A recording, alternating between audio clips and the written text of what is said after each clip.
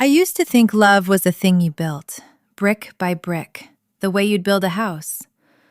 I know now that some houses are built on sand, and you can pour your whole life into the foundation and still wake up one morning to find the whole structure has been sliding inch by inch into the sea for years, while you were the only one who ever noticed. My name is Nora Ashby. For 5 years I was Nora Cole, wife of Julian Cole, mother of his son Milo. I am telling you this story because for a long time I told it to no one, not even myself, not in words. I told it in sketches I drew on the backs of grocery receipts and hid in a safe behind my husband's bookshelf. I told it in 300 videos of my son growing up that nobody but me ever watched. I am telling it now because I am finally far enough away from it to see the whole shape of it, the way you can only see a house properly once you've walked out the front door and turned around. This isn't a story about a villain sweeping in and stealing a happy marriage. I wish it were. Villains are easy to hate and easy to forgive yourself for not seeing. This is a story about a marriage that was already hollow long before anyone else moved into it, and about the particular kind of silence a woman can build around herself when she decides, one unremarkable Tuesday, that she would rather disappear with dignity than keep begging to be seen.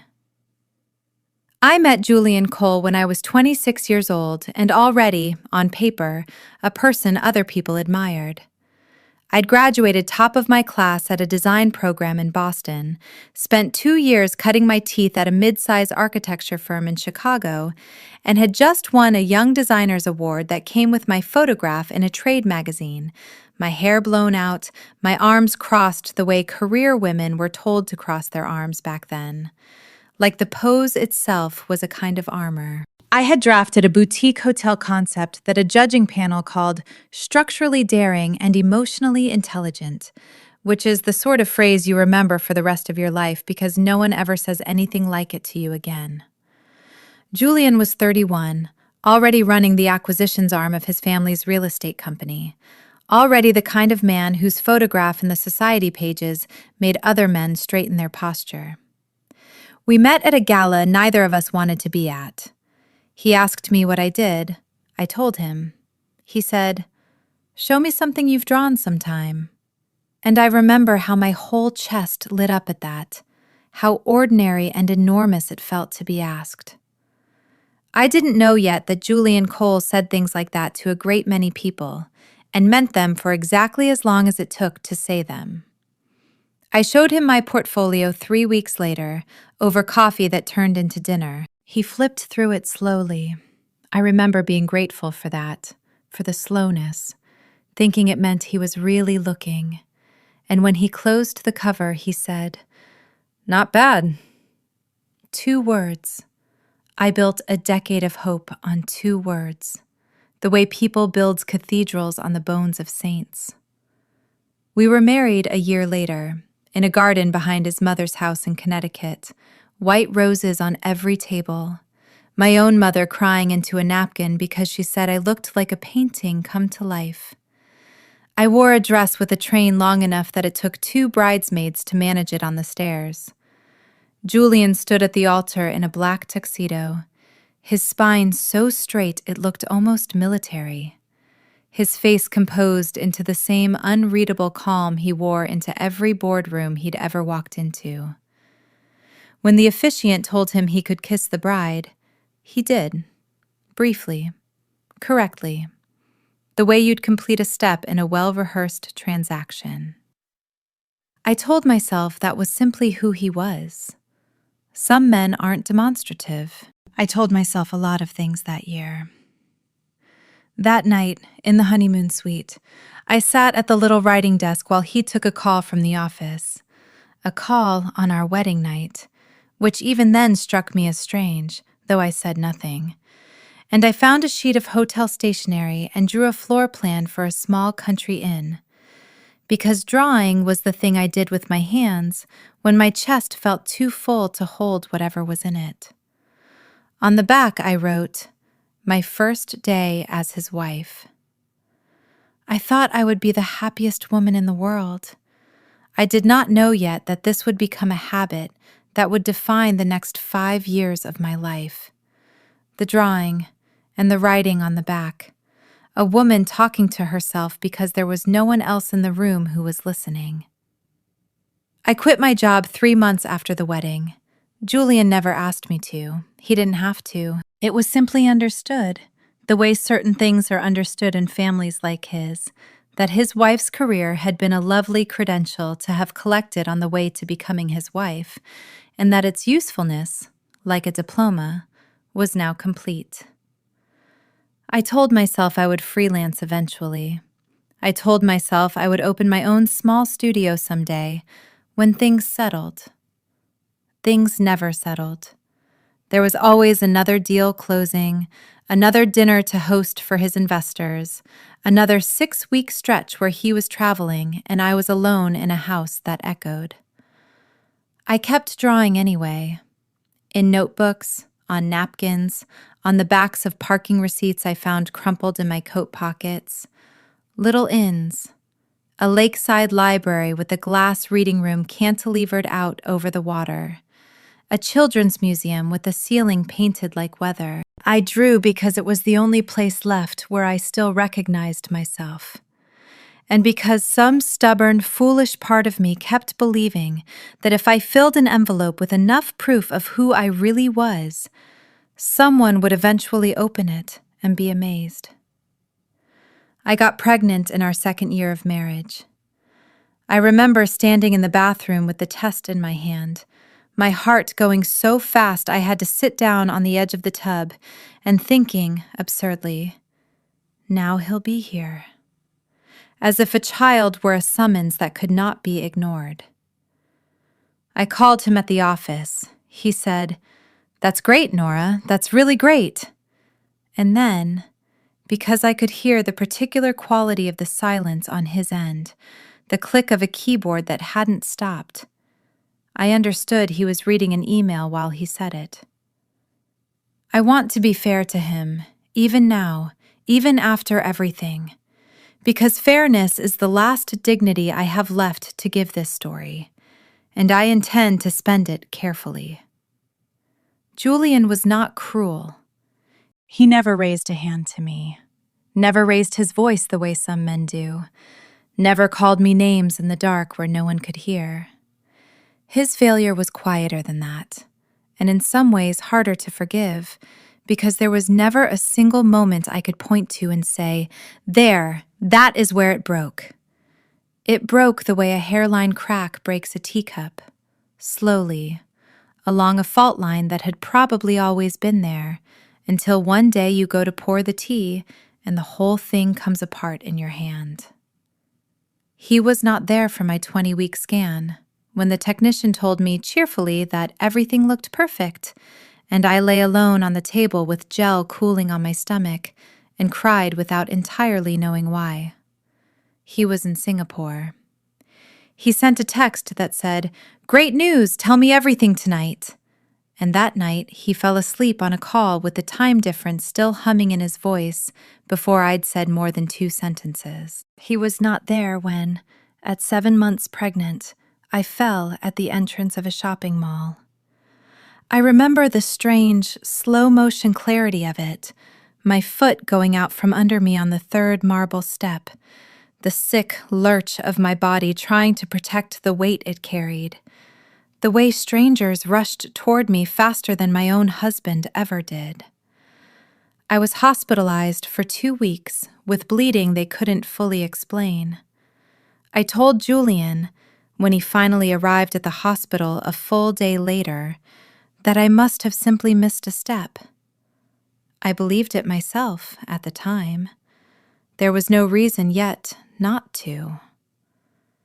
He was not there when I went into labor at 4 a.m, 3 weeks early, my water breaking onto the hardwood floor of our bedroom while he was away, closing a contract in another state.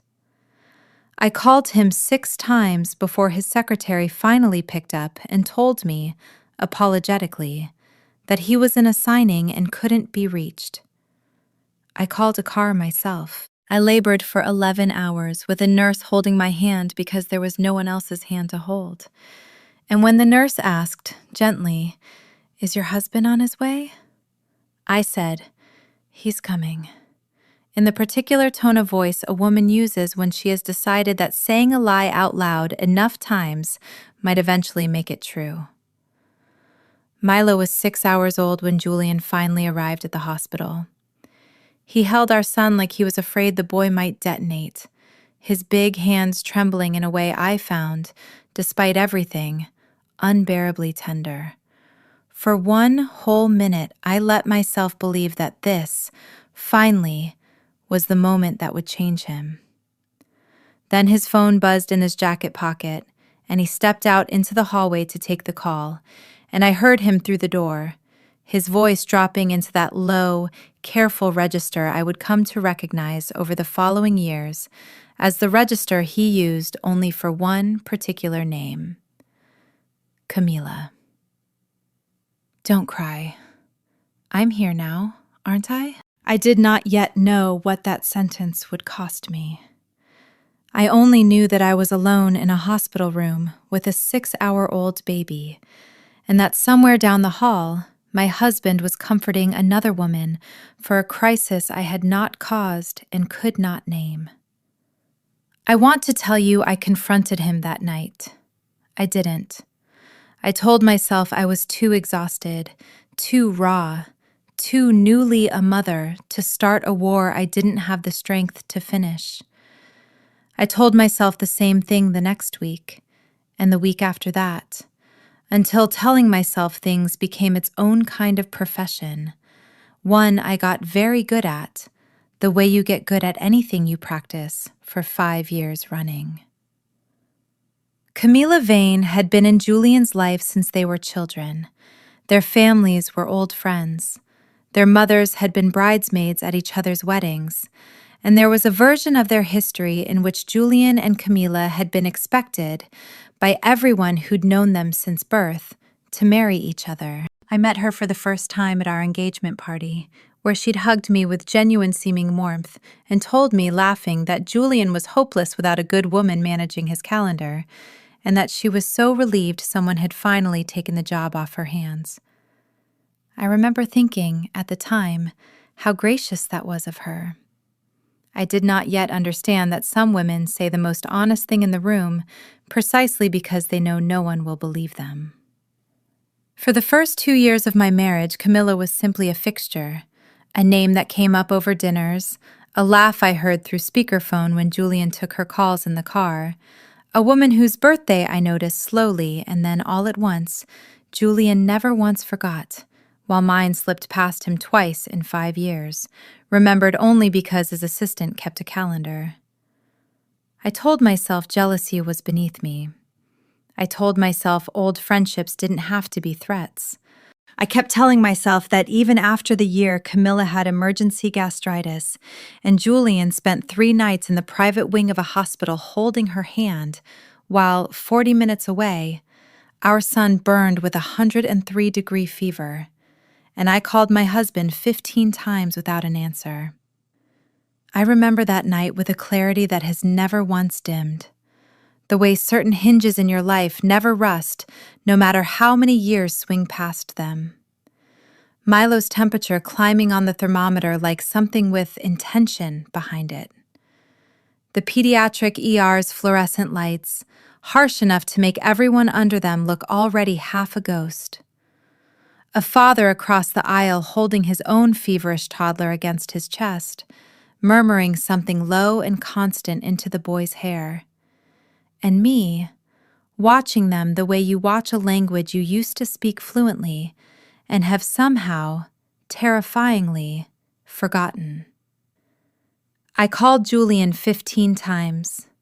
On the 15th call, I stopped. Not because the fever broke, it hadn't yet, but because somewhere around the 12th or 13th ring going unanswered, something in my chest that had been straining toward him for 2 years simply lay down, exhausted, and stopped straining. When he finally called back at 3 in the morning and asked, with what sounded like real concern, whether everything was all right. I told him the fever had broken. I told him to go back to sleep. I told him I was sorry he'd had to go through that, as if it had happened to him. He said, "Thank you for handling it. You're incredible, you know that?" I did not feel incredible. I felt like a woman standing in a hospital corridor at 3 a.m, holding a phone that had finally, mercifully, stopped ringing with hope. That was the night I started designing again in earnest. Not the occasional sketch dashed off in a low moment, but a discipline, a private practice as regular and necessary as prayer. I would put Milo to bed, wait until the house had gone fully quiet, and sit at the kitchen table with a pad of paper, drawing buildings that existed nowhere except in the particular architecture of my own grief. An inn, with rooms that all faced east, so guests would wake with the sun instead of the dark. A children's library with reading nooks shaped like the inside of a shell, small enough that a child could disappear into one and feel, for a moment, completely safe. On the back of every drawing, I wrote a sentence or two. Not for him, I told myself, just for the record. Just so some version of these years would exist somewhere outside my own skull. He didn't answer. It's fine. He'll see the video when he isn't so busy. I filmed everything too. Milo's first roll, captured on my phone propped against the leg of the coffee table, while I lay on my stomach beside him, narrating for an audience of one who was, at that exact moment, 3 states away. "Look, baby, look what you did!" "Daddy's going to love this." I sent him every video. He replied to most of them with a single word, "Awesome," or "Saw it," or, once, memorably, just the letter K, and I learned, over time, to recognize the particular gray, unopened envelope icon that meant he had replied without ever pressing play. I kept sending them anyway. I told myself it wasn't really for him by the end. I told myself it was for Milo, so that someday, when he was older, he'd have proof that his mother had been paying attention even when no one else was. Milo's first birthday, Julian promised he would be there by 10. At noon, he called to say Camila had been rushed to the hospital again. Acute gastritis, the same phrase I would hear so many times over those years that it began to sound to my exhausted ear less like a diagnosis than an alibi. I hosted the party alone, smiling for photographs I would look at later and barely recognize myself in. And when it came time for the smash cake, Milo took one look at the sea of unfamiliar faces around him and burst into tears instead of reaching for the frosting. My mother-in-law told me, not unkindly, but not gently either, that he was too sensitive, that boys needed toughening. I said it was fine. I said that a lot that year. It was fine. It was fine. It was fine. Julian came home that night long after Milo was asleep. He asked how the party went. I said it was fine. He said, "That's good," and went into his study to take a call. I had printed a photograph of Milo with both fists buried in blue frosting, meaning to put it on the refrigerator where he'd see it every morning. I stood in the kitchen holding it for a long time before I put it away in a drawer instead. He wouldn't have looked at it there either. I was learning by then exactly how much space my husband had left in his field of vision, and I was learning to stop trying to squeeze myself into what remained. We had bought the house in Cypress Point the year before Milo was born. 3 stories of gray slate on 2 acres, a wisteria trellis I begged Julian to keep when the landscapers wanted to tear it out, a long gravel drive that turned gold with falling leaves every October. I loved that house with an intensity I probably should have saved for a person. I decorated every room myself, top to bottom, and when I was 7 months pregnant, I spent an entire week hunched over blueprints for the nursery, refusing help from the decorator Julian's mother recommended, because this, at least, was going to be mine to build with my own hands. I painted the walls a soft, cloud-washed blue and filled them with hot air balloons in every color, some small as thumbprints drifting near the ceiling, some large and bold near the crib, so that lying on his back, Milo would always have something rising above him. I found a doorknob shaped like a small cartoon fish because I had already decided, before he was even born, that I would call him my little lion of the sea, Milo, from Miles, soldier, but also, in my private mythology, something braver and gentler than that word usually implies. Opening that door felt like a fish swimming into its own ocean. I told Julian that once, early on, laughing at my own sentimentality. He said, "That's nice," without looking up from his phone. I filed the sentence away with all the others. For 3 years, that room was the truest thing in the house. A small, car-shaped bed that Milo insisted on sleeping in even after he outgrew it, knees tucked up to his chest. A hand-painted hot air balloon nightlight that threw soft, shifting color across the ceiling every night, while I sat on the edge of his bed and told him stories I made up as I went, usually about a boy and his mother sailing somewhere impossible in a balloon shaped like the moon. A small chest of toys he'd sorted himself, with a stubbornness that made me laugh, into categories only he understood. A tomato plant on the windowsill that we'd grown from seed together, that he watered every morning with a plastic cup shaped like a dinosaur, checking it with the gravity of a much older child. A faint crayon mark on the carpet near the closet, blue, shaped like nothing, that I'd never once tried very hard to scrub out, because it was evidence that a real, messy, beloved boy lived in that room, and some part of me liked having the evidence. Camilla started coming to the house more often in Milo's 3rd year. Not visiting, exactly. Not in any way I could object to without sounding paranoid, but drifting in and out with an ease that unsettled me in a way I couldn't articulate at dinner parties without sounding unhinged. She'd let herself in through the side door because she still had a key from when the families used to babysit for each other as kids. She'd critique the living room's color palette, gently, the way you'd correct a child's grammar. Once, watching me chase Milo around the kitchen island, she said, not unkindly, "God, Nora, I don't know how you do this every day. I'd lose my mind."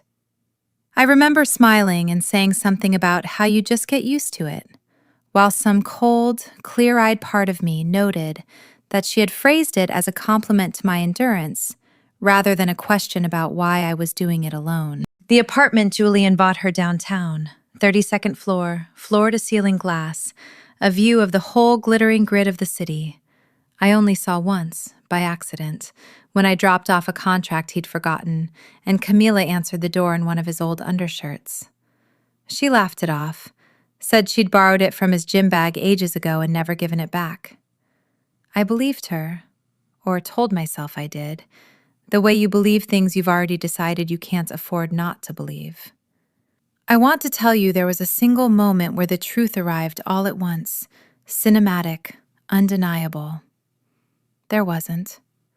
There was only an accumulation, small stone after small stone, until one day I looked up and realized I was standing at the bottom of a wall I hadn't noticed being built. 3 years into the marriage, I fell at that mall entrance, the one with the marble steps I'd walked 100 times without incident, wearing flat, slip-resistant boots because I was 7 months pregnant and had stopped taking chances with my footing months earlier.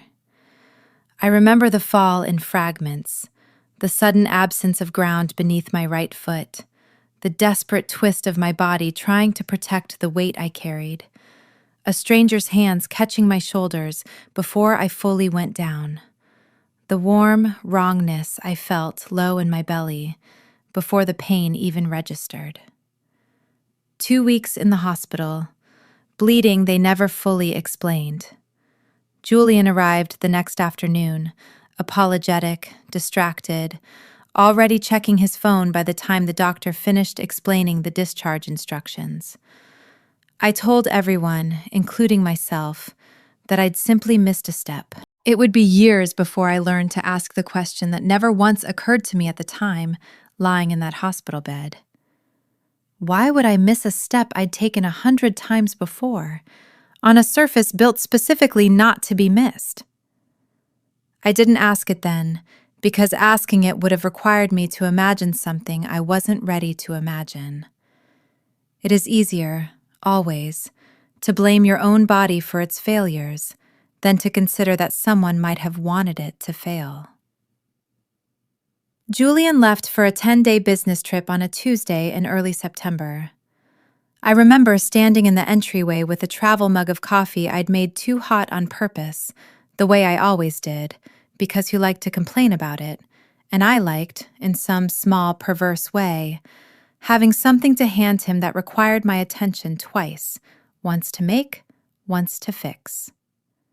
He took a sip, grimaced, handed it back. I blew across the surface and passed it to him again, cooled to exactly the temperature he liked, and he said, "Drive safe," which was what he always said to me, even though he was the one leaving, as if some part of him understood, without ever examining it closely, that I was the one who'd be doing all the difficult driving in his absence.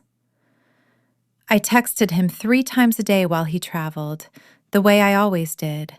A photo of Milo covered in oatmeal in the morning, a check-in around lunch, and every night, without fail, the same 4 words, "Get some rest soon." Sometimes he replied with a single letter. Sometimes he didn't reply at all, and the next morning I sent the photograph anyway, because by then the sending had become less about him and more about proving to myself that I was still the kind of person who tried. The day after he left, Camila moved in. I don't mean that euphemistically. I mean that on Wednesday morning, while I was upstairs helping Milo build a block tower, I heard the front door open without a knock, and voices in the foyer. Men's voices, several of them, and hers, bright and directing, the particular register of a woman who has decided a space belongs to her before anyone has confirmed it does. By the time I came downstairs, there were 6 men in work clothes carrying tool bags through my front hall, and Camilla stood among them in a cream cashmere sweater, clipboard in hand, gesturing up the staircase. "What is this?" I said. Not a question. I'd learned by then not to phrase things as questions when I already suspected the answer would only be a version of a lie. "Julian said I could have a room," she said, not quite meeting my eyes. "I need somewhere to keep my things. You know how cramped my apartment gets." She smiled. The smile she'd perfected over a decade of getting exactly what she wanted from people who loved Julian Cole more than they trusted their own judgment. "This one's perfect. South-facing. Best light in the house." She was talking about Milo's room.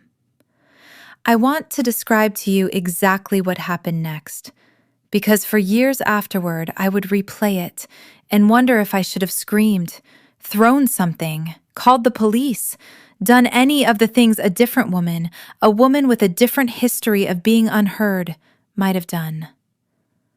What I actually did was walk up the stairs behind the men and stand in the doorway of my son's room and watch. They started with the bed. Milo's small, car-shaped bed, the one he'd insisted on keeping even as his legs grew too long for it, knees tucked to his chest every night, came apart under a cordless drill in about 4 minutes. I remember the specific sound of it, a shriek of metal and a soft, final thud as the frame hit the hardwood. Milo was in my arms by then, 3 years old, screaming in a register I hadn't heard from him since he was an infant, his whole small body shaking. "Mama, my bed! Mama, stop them!" And I held him and said nothing, because there was nothing in that moment I could say that wouldn't have required a confrontation I had no strength left to survive. They tore the balloon mural down next, not painted over, torn. Great strips of drywall coming away where they decided repainting wasn't worth the time. The toy chest went into a dumpster the crew had waiting in the driveway. The tomato plant, still green, still growing, went with it. I watched a man in a gray t-shirt carry my son's whole childhood out to the curb in 3 trips, and I did not say a single word.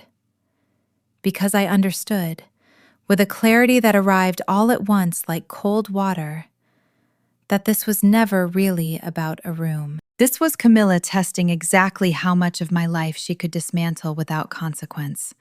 And some detached, exhausted part of me had already decided I was done providing the resistance that would have made the test interesting. I carried Milo downstairs and sat with him on the living room sofa. He cried himself hoarse against my shoulder while, above us, drills and hammers finished the job. I did not cry. I did not call Julian.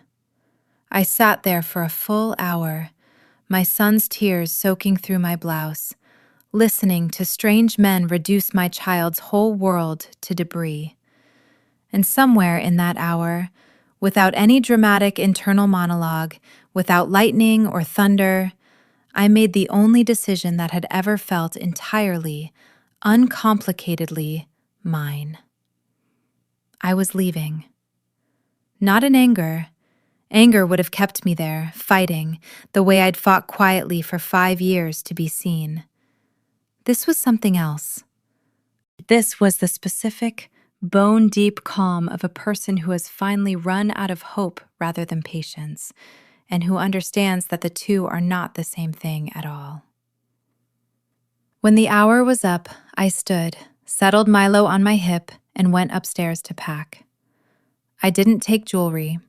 I didn't take the designer bags Julian had given me for birthdays he'd otherwise forgotten. I didn't touch a single credit card. I took Milo's clothes and mine, folded with a steadiness that surprised me, into 2 suitcases that had sat mostly unused in the back of our closet since our honeymoon.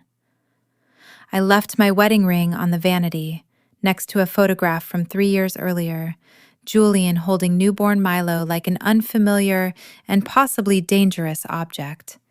Me leaning into his shoulder, smiling for a camera in a way that, looking at it now, I could see had already begun to be a performance. I left the legal document, too. I'd had it drafted weeks earlier in a burst of foresight I hadn't fully understood the meaning of at the time. A full waiver of any claim to marital assets, the house, the stocks, the accounts, everything. Signed and notarized, sitting folded in my desk drawer like a letter I wasn't yet sure I'd need to send. That afternoon, I understood exactly why I'd had it made. I signed my name at the bottom with enough pressure that the pen carved grooves into the paper beneath it, and I left it on the vanity next to the ring. I went down to the kitchen and made beef stew, because Julian had a sensitive stomach, and I didn't trust anyone else in that house to remember not to let him drink coffee on an empty one. I wrote a note and stuck it to the refrigerator. Beef stew on the second shelf, microwave 3 minutes. Lemon bars are in the container. Milo didn't finish them. You can have a taste. I didn't sign it. I noticed, writing that last line, that my handwriting went lighter, like I'd hesitated before letting myself add something almost tender to a note that was, in every other respect, the closing statement of a 5-year argument I'd never once been allowed to win. I watered the plants in the yard. I cleaned out the refrigerator, moved the meat to the freezer, threw out vegetables that were a day from going bad, because some habits of care don't turn off just because your heart has finally, quietly, closed a door. I found Milo's blue shark slippers by the shoe cabinet, his favorite, the left one's tail chewed through by his own teeth months earlier, the white stuffing peeking out, and I picked them up, turned them over in my hands, and then, after a long moment, set them back down on the bottom shelf instead of packing them. "He won't be able to wear these anymore anyway," I told the housekeeper, Mrs. Doyle, who stood in the hallway with tears standing in her eyes, not quite daring to ask what she already understood was happening. "Let's just leave them here." I have thought about that decision more than almost any other decision I made that day. I could tell you it was practical, that his feet were growing, that the slippers were nearly worn through. That would be true, and it would also be a lie of omission, because the real reason was smaller and harder to admit. I wanted to leave something of him in that house. Not for Julian's comfort, for my own strange, complicated satisfaction. Proof, however small, that a boy had lived there and loved something enough to wear a hole through it, in a house that was about to erase every other trace of him within the week. I put my house key on the console table in the entryway, next to a bowl I'd bought on our honeymoon in Portofino that Julian had never once commented on in 5 years of walking past it. I called a car myself. I did not let Mrs. Doyle walk me to the door. By the time she came looking for me to say goodbye, the car was already turning out of the gravel drive, my son asleep against my shoulder, exhausted from crying, his small hand still fisted in the collar of my shirt, the way it had been since he was born, holding on to me even in sleep. The one person in his short life who had never once let go first. I chose Switzerland because of a winter I'd spent there 10 years earlier, as a design student on exchange, filling an entire sketchbook with the old town's cobbled alleys and wooden balconies heavy with icicles. I'd shown Julian those drawings once, early in our courtship, and he'd said, in the offhand way rich men make promises they never intend to survive contact with a calendar, "I'll take you there someday." 5 years of marriage came and went. He never did. So I took myself. I hadn't decided it that afternoon on the sofa. Not exactly. The truth is more unflattering than that. More evidence of the particular kind of woman 5 years of quiet neglect had made me into. I had been planning my exit for 3 months by the time the drills started on Milo's bedroom wall.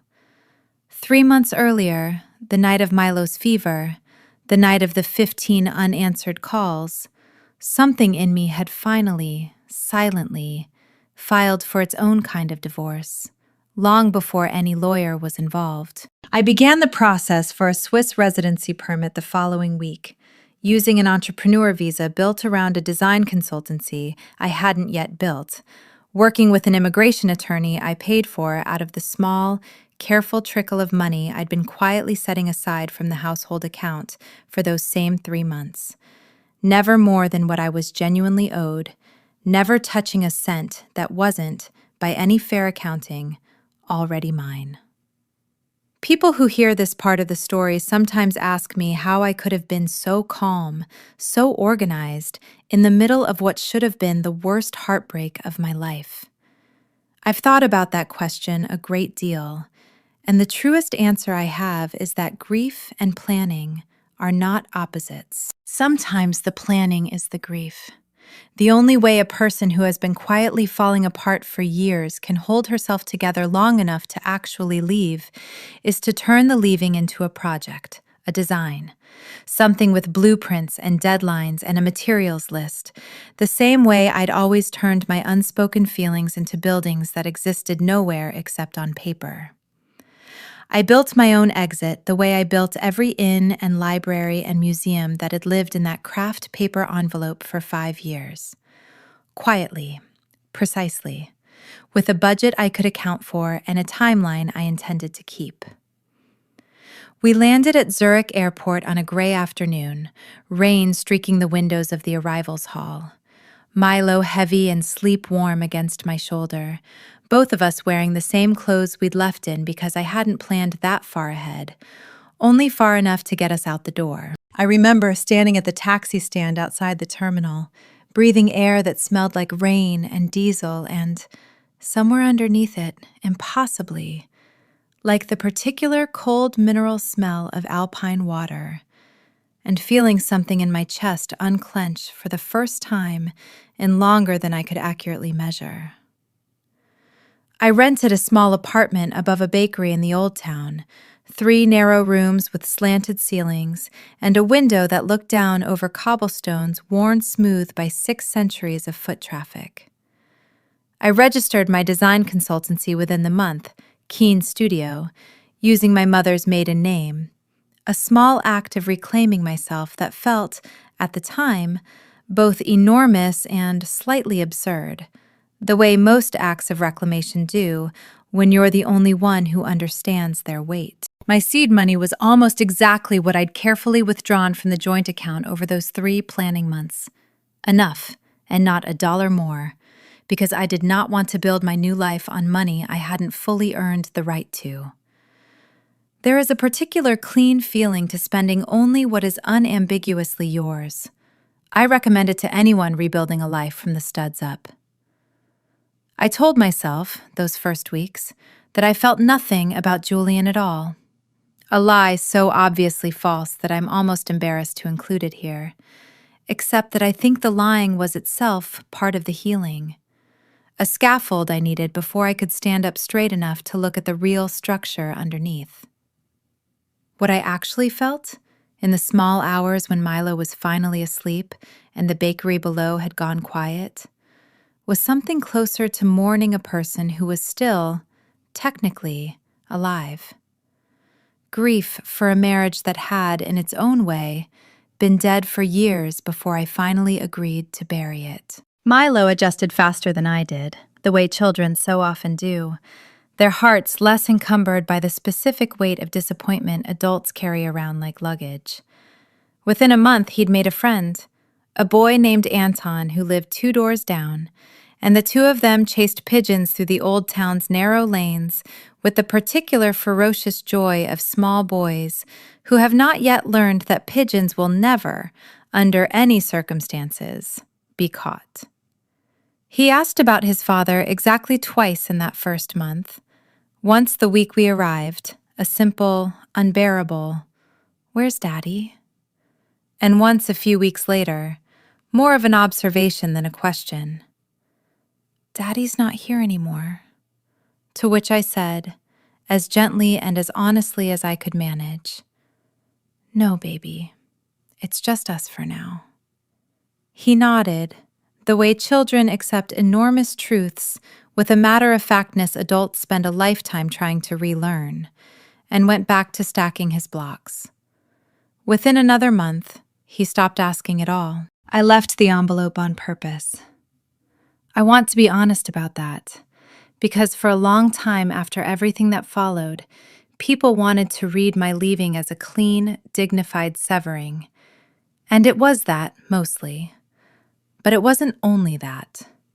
Somewhere underneath the calm, there was still a woman who had spent 5 years hoping to be truly seen, and some part of her could not quite bring herself to disappear without leaving evidence behind.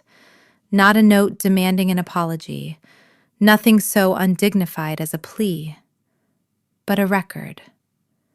54 sketches, each one a small building I designed in a year I'd spent believing no one was paying attention. 300 videos of Milo growing up in his father's absence.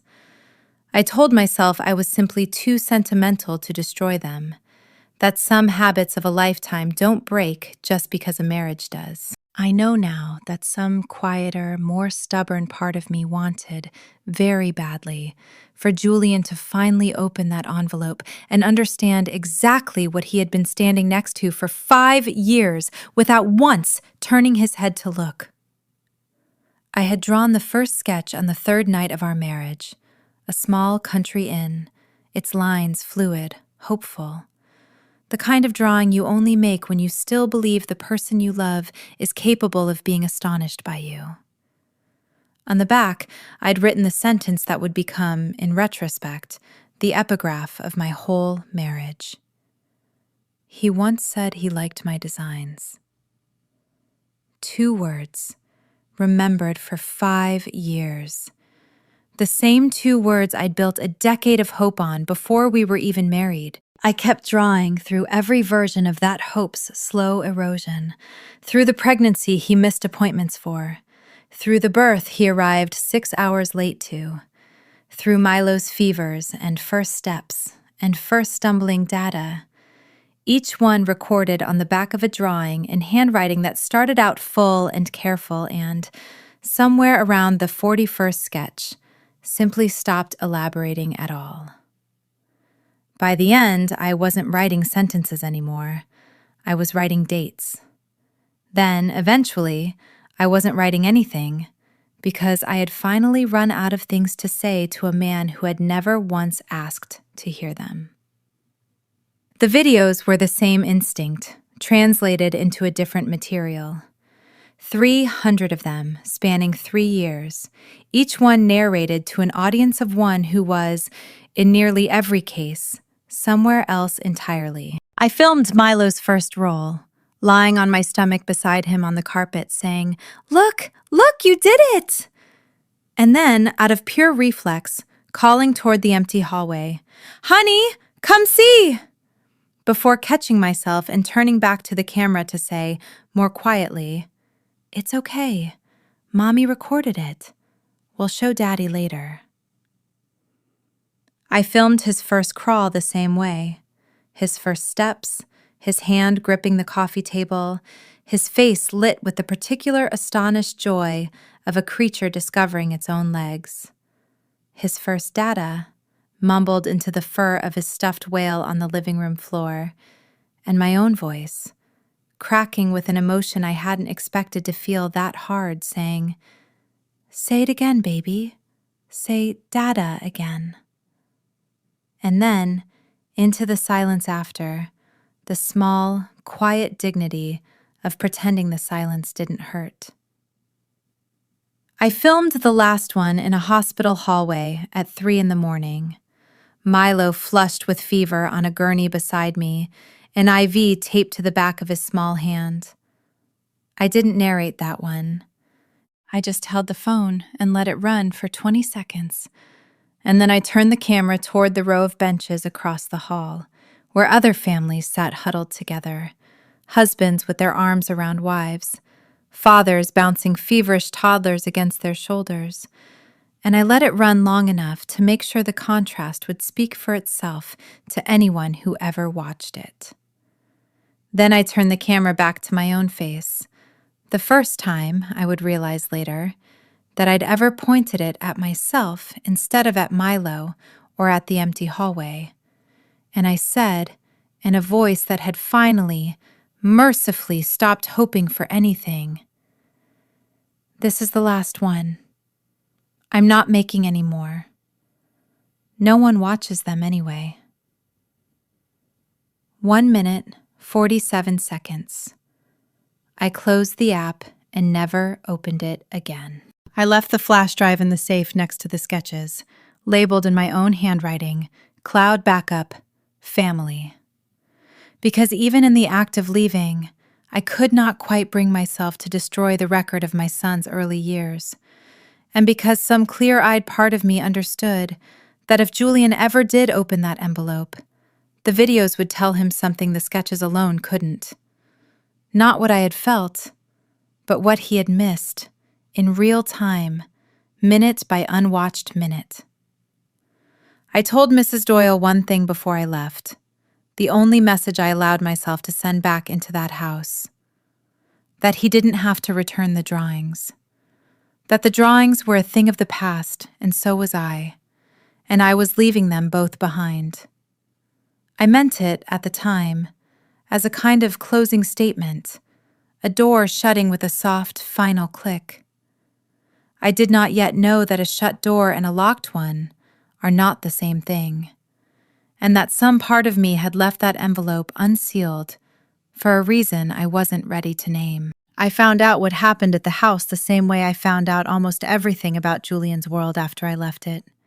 Secondhand, filtered through Mrs. Doyle's careful, kind phone calls, and much later, in fuller and more painful detail, from Julian himself. He'd landed at JFK 3 days after I left, she told me. His phone gone dark of my usual 3 times daily texts for the first time in 5 years of marriage. And driven straight from the airport to the house with a kind of dread he later admitted he couldn't fully explain to himself at the time. He found the entryway light off, a motion sensor lamp I'd had installed years earlier specifically because he always came home late and I worried about him tripping in the dark. A small, unglamorous act of care, he told me, months later, he had never once thought to thank me for. He found the house silent. He found Mrs. Doyle pale and stammering in the hallway, and he found Milo's room gone. Not redecorated. Gone. Gutted down to the studs and rebuilt as a walk-in closet with walnut wardrobes and a full-length mirror still wrapped in the manufacturer's plastic film. The whole space smelling of fresh paint, and underneath it, faintly, of Camila's perfume. Mrs. Doyle told me he stood in that doorway for a long time without speaking. She told me his voice, when he finally asked who had done this, was quiet in a way she found more frightening than shouting would have been. I won't pretend I felt nothing when she described that to me over a crackling transatlantic call, sitting on the edge of my narrow bed in the apartment above the bakery, Milo asleep in the next room. I felt something sharp and complicated. Grief and vindication tangled together so tightly I couldn't separate one from the other. And underneath both of those, something smaller and more embarrassing that I've never told anyone until now. A flicker of relief that he had finally seen the thing I had been trying to show him for years, even if it had taken the total destruction of our son's bedroom to make him look. He found Camilla upstairs, still admiring herself in the new mirror, genuinely startled by his anger, genuinely, or so Mrs. Doyle believed, watching from the hallway, unable to understand what she had done wrong. "I thought you wouldn't mind," she told him, tears standing ready in her eyes the way they'd always stood ready. A skill she had spent a lifetime perfecting on people who loved Julian Cole more than they trusted their own eyes. He told her to move out that day. Mrs. Doyle said it was the first time in 10 years of working for that family that she had ever heard him raise his voice at Camilla Vane. What I learned later, much later, in a letter Julian wrote me that I'll come back to, was that something in him had genuinely, finally, broken loose that afternoon, standing in the ruin of his son's bedroom. He hired investigators. He went back through 5 years of financial records, phone logs, hospital paperwork, the small paper trail of a decade he'd never once thought to examine because he'd never once had a reason to doubt the woman who'd been managing the edges of his life since childhood. What he found over the following weeks was worse than negligence. It was architecture, a structure built as deliberately as any of the buildings I used to draw, except this one had been designed, patiently, over years, to keep me exactly where Camilla wanted me. Alone, exhausted, and too depleted to ever compete for a place I hadn't realized I was already losing. The endoscopy that had kept him at Camilla's bedside the night Milo spiked a 103-degree fever came back when Julian finally pulled the actual medical report, with no abnormalities found at all. The fall on the mall steps that put me in the hospital for 2 weeks while 7 months pregnant, a fall on marble steps built with anti-slip grooves in flat boots on a surface I'd walked 100 times without incident, had been preceded 20 minutes earlier by security footage of a woman in a black jacket kneeling briefly at exactly the spot where I later slipped. Julian recognized the jacket. It hung, he told me later, in Camilla's coat closet, the one he'd walked past 1,000 times without ever once really looking at what was in it. And 6 years earlier, before I'd even entered the picture, in the early days of Julian and Camila's long, tangled, non-relationship, there had been a car accident that put Julian in the hospital for 3 months. An accident that Camila had used at the time to install herself so thoroughly at his bedside that the story of the woman who saved him became a permanent fixture of their shared history, repeated at every family dinner for a decade afterward. Julian discovered, going back through old financial records with a forensic patience I don't think either of us knew he possessed, that the other driver in that accident had received a wire transfer of $25,000 3 days before the crash, sent from a consulting company that traced back through 2 more shell transfers to Camila's personal accountant, a man she'd been paying $10,000 a month for reasons she'd always described when asked as personal errands. I don't know how to describe what it felt like, hearing all of this secondhand, piece by piece, over the following months. There is a particular vertigo to discovering that a decade of your life, and your husband's life before you, had been quietly engineered by someone you'd shaken hands with warmly at your own engagement party. I had spent 5 years assuming my marriage's failure was a story about neglect, a slow, ordinary erosion of attention, the kind that happens in 1,000 marriages without any villain at all, just distance and habit and the accumulated weight of not trying hard enough. Discovering it was also, in part, a story about deliberate sabotage didn't make the years hurt less. If anything, it made them hurt in a new and different place, a place I hadn't known was still capable of bruising. Camila was arrested that winter, the mall fall. Once investigators connected the security footage to a documented pattern of similar incidents going back years, became one count among several, the car accident chief among them, the driver eventually persuaded to testify in exchange for a reduced sentence of his own. She was convicted the following spring and given 10 years. I did not attend the trial. I did not need to see her face again to know what it would look like, composed into whatever expression of wounded innocence she'd learned would work best on whichever audience happened to be watching. Julian flew to Zurich the week after he found the room. I know because a man began appearing that October in a small cafe across the cobbled lane from my studio, ordering the same black coffee every afternoon and sitting by the window for hours. Not approaching, not calling, simply present, the way a lighthouse is present on a coastline, whether or not any ship happens to be looking for it that day.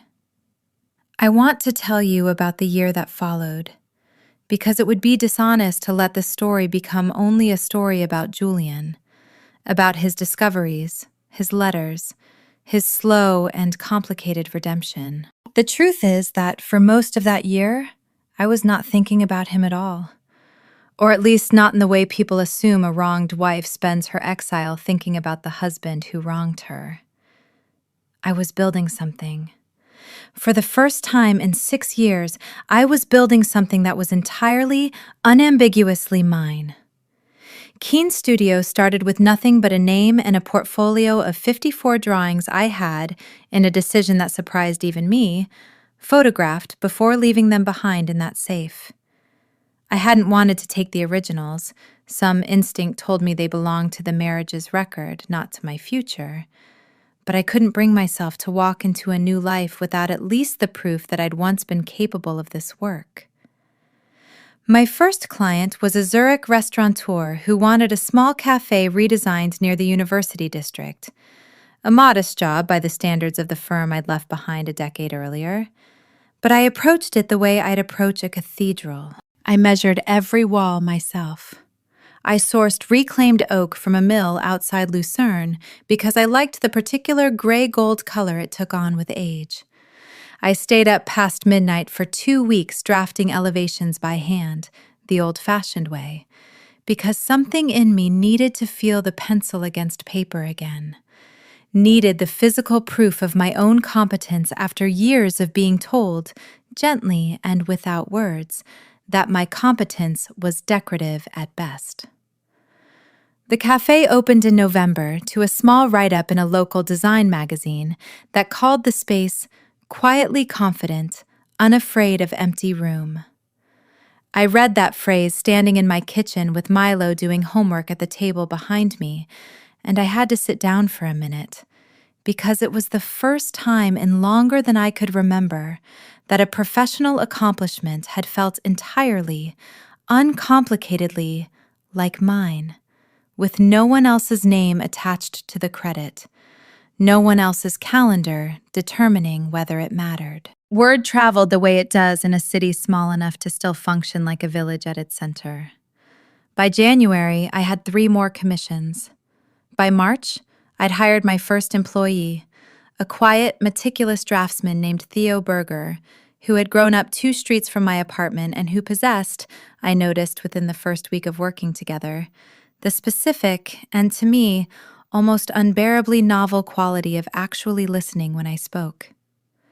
Theo was not, I want to be clear, a romantic subplot, not in the way people sometimes want this part of the story to be. He was something quieter and, in its own way, more instructive. Proof that ordinary attentiveness was a thing some men were simply capable of, without strain, without performance, without needing to be reminded 15 times that a phone call mattered. He remembered that Milo was afraid of the vacuum cleaner and always warned him before turning one on. He noticed, the first week, that I flinched slightly whenever my phone buzzed during a meeting, and he never once asked why, just quietly began scheduling our calls for times when I could leave the phone in another room. He brought me coffee some mornings without being asked, and I remember standing in the studio kitchen the first time it happened, staring at the cup he'd set down beside my drafting table, feeling something in my chest twist with a grief so specific and so unexpected that I had to excuse myself to the bathroom for a few minutes before I could speak again. It wasn't that I wanted anything more from Theo than his friendship. It was that his ordinary decency kept accidentally revealing, by contrast, the precise shape and size of everything I had spent 5 years quietly deciding I didn't deserve. Milo started at a small international school that January, in a classroom with children from 11 different countries, and came home every afternoon with new words in 3 languages tangled together in a way that made me laugh out loud at the dinner table for the first time in longer than I wanted to admit. He made a best friend, a fierce, funny girl named Priya who taught him to build increasingly elaborate blanket forts, and within a few months, watching him chase pigeons through the old town square with Anton and Priya both, screeching with a joy that had nothing careful or performed about it. I understood that whatever guilt I still carried about uprooting him from the only home he'd known was, if not entirely resolved, at least outweighed by the plain evidence of a boy who was, for the first time in his short life, thriving in a house where nobody's absence had to be managed or explained. He asked about his father less and less as the months passed, which broke my heart in a complicated way I've never fully untangled. Relief and grief occupying the same narrow space, the way they so often do.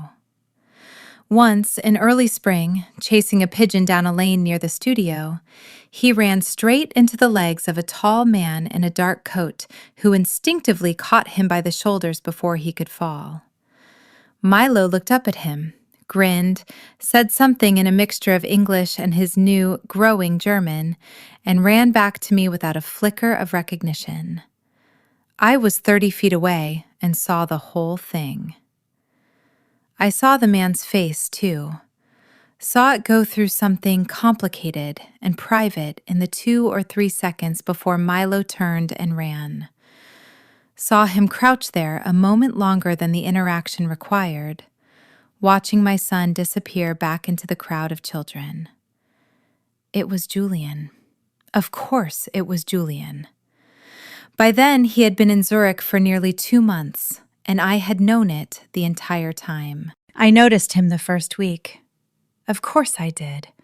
You don't spend 5 years married to a man's particular stillness, the specific way he holds a coffee cup, the exact angle at which he tilts his head when he's pretending to read something while actually watching a room, without being able to spot him instantly across a cobbled square, even from behind, even in a coat I didn't recognize.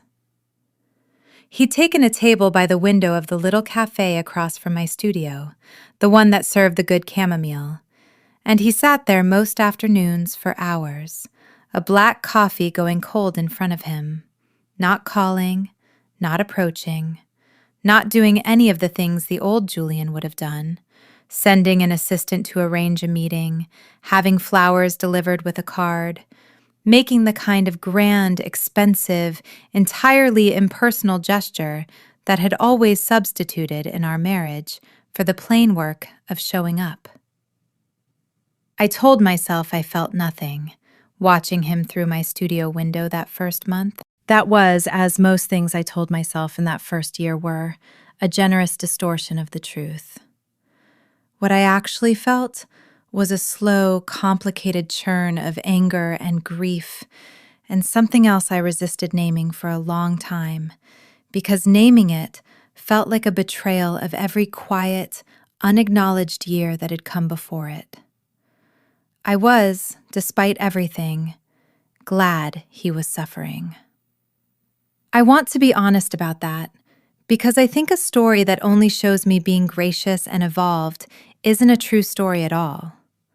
There was a petty, human part of me that watched him sit alone in that cafe window day after day and felt something close to satisfaction. Let him learn what an empty chair across the table feels like.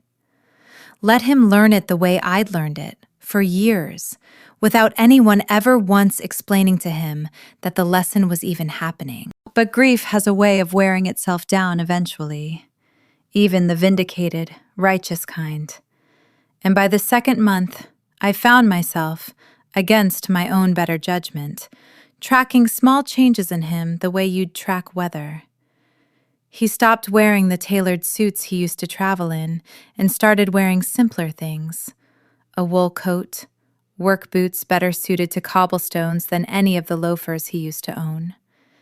He started buying flowers from the little shop 2 doors down from the cafe, not for delivery, not for me, just chamomile, a small bunch every few days, which the shop owner, an elderly woman named Frau Albrecht, who eventually became one of my few real confidants in that first year, told me he took home to his own apartment and kept on his own kitchen table. I learned, through the same unhurried grapevine of shopkeepers who see everything in a small old town, that he had rented an apartment 3 streets from mine, modest, unfurnished when he moved in, nothing like the house in Cypress Point with its slate roof and its wisteria trellis.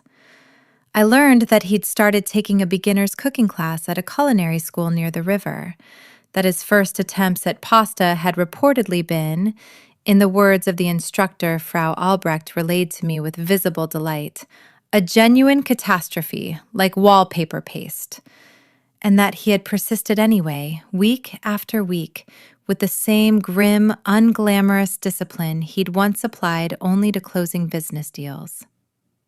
I found this information more disorienting than any grand gesture could have been. I had spent 5 years married to a man who solved every emotional problem by writing a check or delegating it to someone whose job it was to make the problem disappear. This was a man learning, badly and slowly and without an audience, to boil water for himself. I didn't know what to do with that information, so for a long time I simply filed it away, the way I'd once filed away every small disappointment. Except this time, I wasn't sure whether I was building a case against him or, despite everything, quietly, unwillingly, keeping score in his favor. He never approached me directly that whole first season. He watched Milo from a careful distance a handful of times, I noticed, because I noticed everything about him whether I wanted to or not. Old habits of vigilance dying slower than the marriage that had required them. He never once tried to speak to our son. Never once tried to insert himself into Milo's new life in a way that would have required Milo to do the emotional labor of remembering a father who had, by any fair accounting, forgotten him first.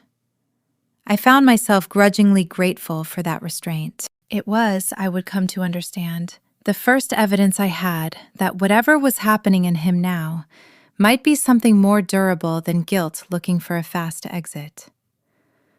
The first heavy snow came in December, blanketing the old town in the kind of pristine white that makes even a broken heart feel, briefly, like it's standing inside a postcard.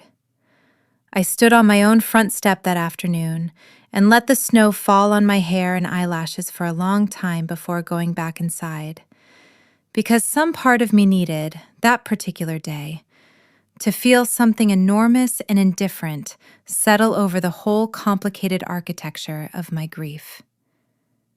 I didn't know, until Frau Albrecht told me weeks later, that he had watched me do it from the cafe window, and that he had stayed there until closing, and that he had stopped at her shop on the way home and looked for a long time at a bucket of white tulips without buying them. My parents had never fully warmed to Julian, though they'd been too polite, in the particular reserved way of my father's Midwestern upbringing, to ever say so directly. My mother told me once, the year before the wedding, that she worried I was marrying a schedule instead of a man. A sentence I dismissed at the time as the ordinary anxious commentary mothers offer on any marriage they didn't personally arrange, and which I would spend the following 5 years, slowly, privately, coming to understand as one of the more accurate assessments anyone ever made of my life. When I called them from Zurich 3 days after we landed to tell them what had happened, my father was quiet for a long time on the other end of the line. His particular quiet, the one that meant he was working very hard not to say something he'd regret. And my mother cried, not the performative crying I'd learned to recognize and distrust from Camilla, but something quieter and more helpless, the crying of a woman who has watched her daughter disappear by degrees for 5 years and never found the right moment to say so out loud. "I should have said something," she told me, over and over, until I finally had to comfort her instead of the other way around, which felt, even in the middle of my own unraveling, like an old and familiar role I'd apparently never fully put down. I didn't tell them about the man in the cafe window for months, partly because I wasn't sure yet what to make of him myself, and partly because I knew my mother, once she learned Julian was in Zurich, would want updates with a frequency I didn't yet have the emotional bandwidth to provide. It was my mother, in the end, who told me he had visited them. She called me on an ordinary Tuesday in February, her voice carrying a strange, careful lightness I recognized immediately as the tone she used when she was working up to something. "Julian came by the house," she said without preamble. "Sunday afternoon. He didn't call ahead. Your father almost didn't let him in." I sat down on the edge of my bed, phone pressed hard against my ear, and listened to my mother describe an hour I hadn't been present for and would never have predicted.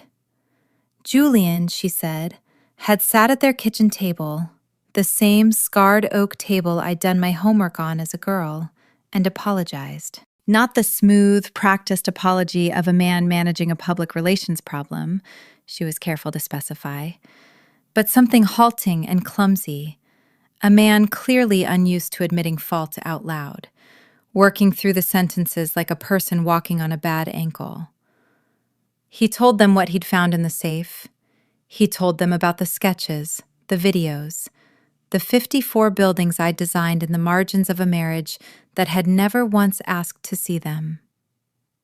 My mother said she had to leave the room twice to keep from breaking down in front of him, and that when she came back the second time, She'd found him sitting exactly as she'd left him, waiting, not checking his phone once, which she mentioned to me with the specific significance of a woman who remembered every holiday dinner where he'd done exactly that. "He asked when you were coming back," my mother said. I told him I didn't know. He didn't argue with me. He just nodded, like he'd expected that answer and needed to hear it out loud anyway. She paused. "I cried after he left, Nora. Not because I felt sorry for him, because for the first time in 5 years, I believed he actually understood what he'd done. That's different from being sorry. Sorry is easy. Understanding costs something." I didn't know what to do with that phone call for days afterward. I turned it over and over in my mind the way I used to turn over a difficult structural problem in a drawing, looking for the load-bearing wall, the one true thing holding the rest of it up. Part of me resisted the story entirely, some old, exhausted instinct that had learned, over 5 years, not to trust any evidence of change that arrived without a 5-year track record attached to it. But another part of me, a part I liked less and trusted more, kept returning to one detail. He hadn't asked my mother to intercede on his behalf. He hadn't asked her to call me, to soften me, to argue his case. He had simply told the truth to 2 people who loved me and let the truth stand on its own, without asking anyone to carry it to me faster than I was ready to receive it. There is one detail I left out of the story I told my mother, and that I've left out of every version of this story until now, because it embarrasses me in a way none of the rest of it does. On the last night before I left, the night after the room, after the hour on the sofa with Milo crying against my shoulder, after I'd already decided, with what I believed at the time was total finality, that I was walking out of that marriage and never looking back, I sat at the kitchen table long after Milo had cried himself to sleep, and I opened the craft paper envelope one final time. I told myself I was checking that everything was in order, that the sketches were arranged correctly, that nothing important had been left out. What I actually did, in the end, was tear a tiny scrap from the corner of a notebook page, barely an inch square, and write on it, in pencil so faint I had to lean close to the lamp to see my own handwriting. "Julian, in another lifetime, I still want to meet you." I looked at that sentence for a long time, appalled at myself, at the small, stubborn hope still alive somewhere underneath 5 years of accumulated evidence that hope was a foolish thing to keep feeding. I crossed it out. I almost threw the scrap away entirely. Instead, I wrote underneath it in the same faint pencil, "But next time, how about it's your turn to love me?" I wrote the word "how about" 3 times, crossing it out twice, rewriting it, unable to settle on a phrasing that felt honest without also feeling like begging. On the 3rd attempt, my hand paused on the final word for a long moment, long enough to leave a small indentation in the paper, the graphite pressed so lightly it barely registered, as if some part of me had needed to sit with the sentence before I could let it stand. Then I taped the scrap to the inside back cover of the portfolio, where it would be nearly invisible unless someone went looking for it specifically, and closed the envelope, and told myself I would probably forget I'd ever written it at all. I want to be honest about why I did this, because I think it matters to the rest of the story. It was not, in that moment, an invitation. I had no expectation, sealing that envelope, that Julian would ever open it slowly enough or carefully enough to find a scrap of paper barely bigger than a postage stamp taped inside the back cover. I think, if I'm being truthful with myself, I wrote it the way I'd written every sentence on the back of every sketch for 5 years. Not for him, but for the record. Proof hidden where almost no one would ever find it. that even in the act of leaving, some part of me had not entirely stopped hoping to be loved the way I had spent 5 years trying to love someone else. I didn't think about that scrap of paper again for months. I assumed, if I thought of it at all, that it had gone into a landfill with the rest of a life I no longer claimed, or that it sat forgotten in a safe Julian would never think to search that carefully.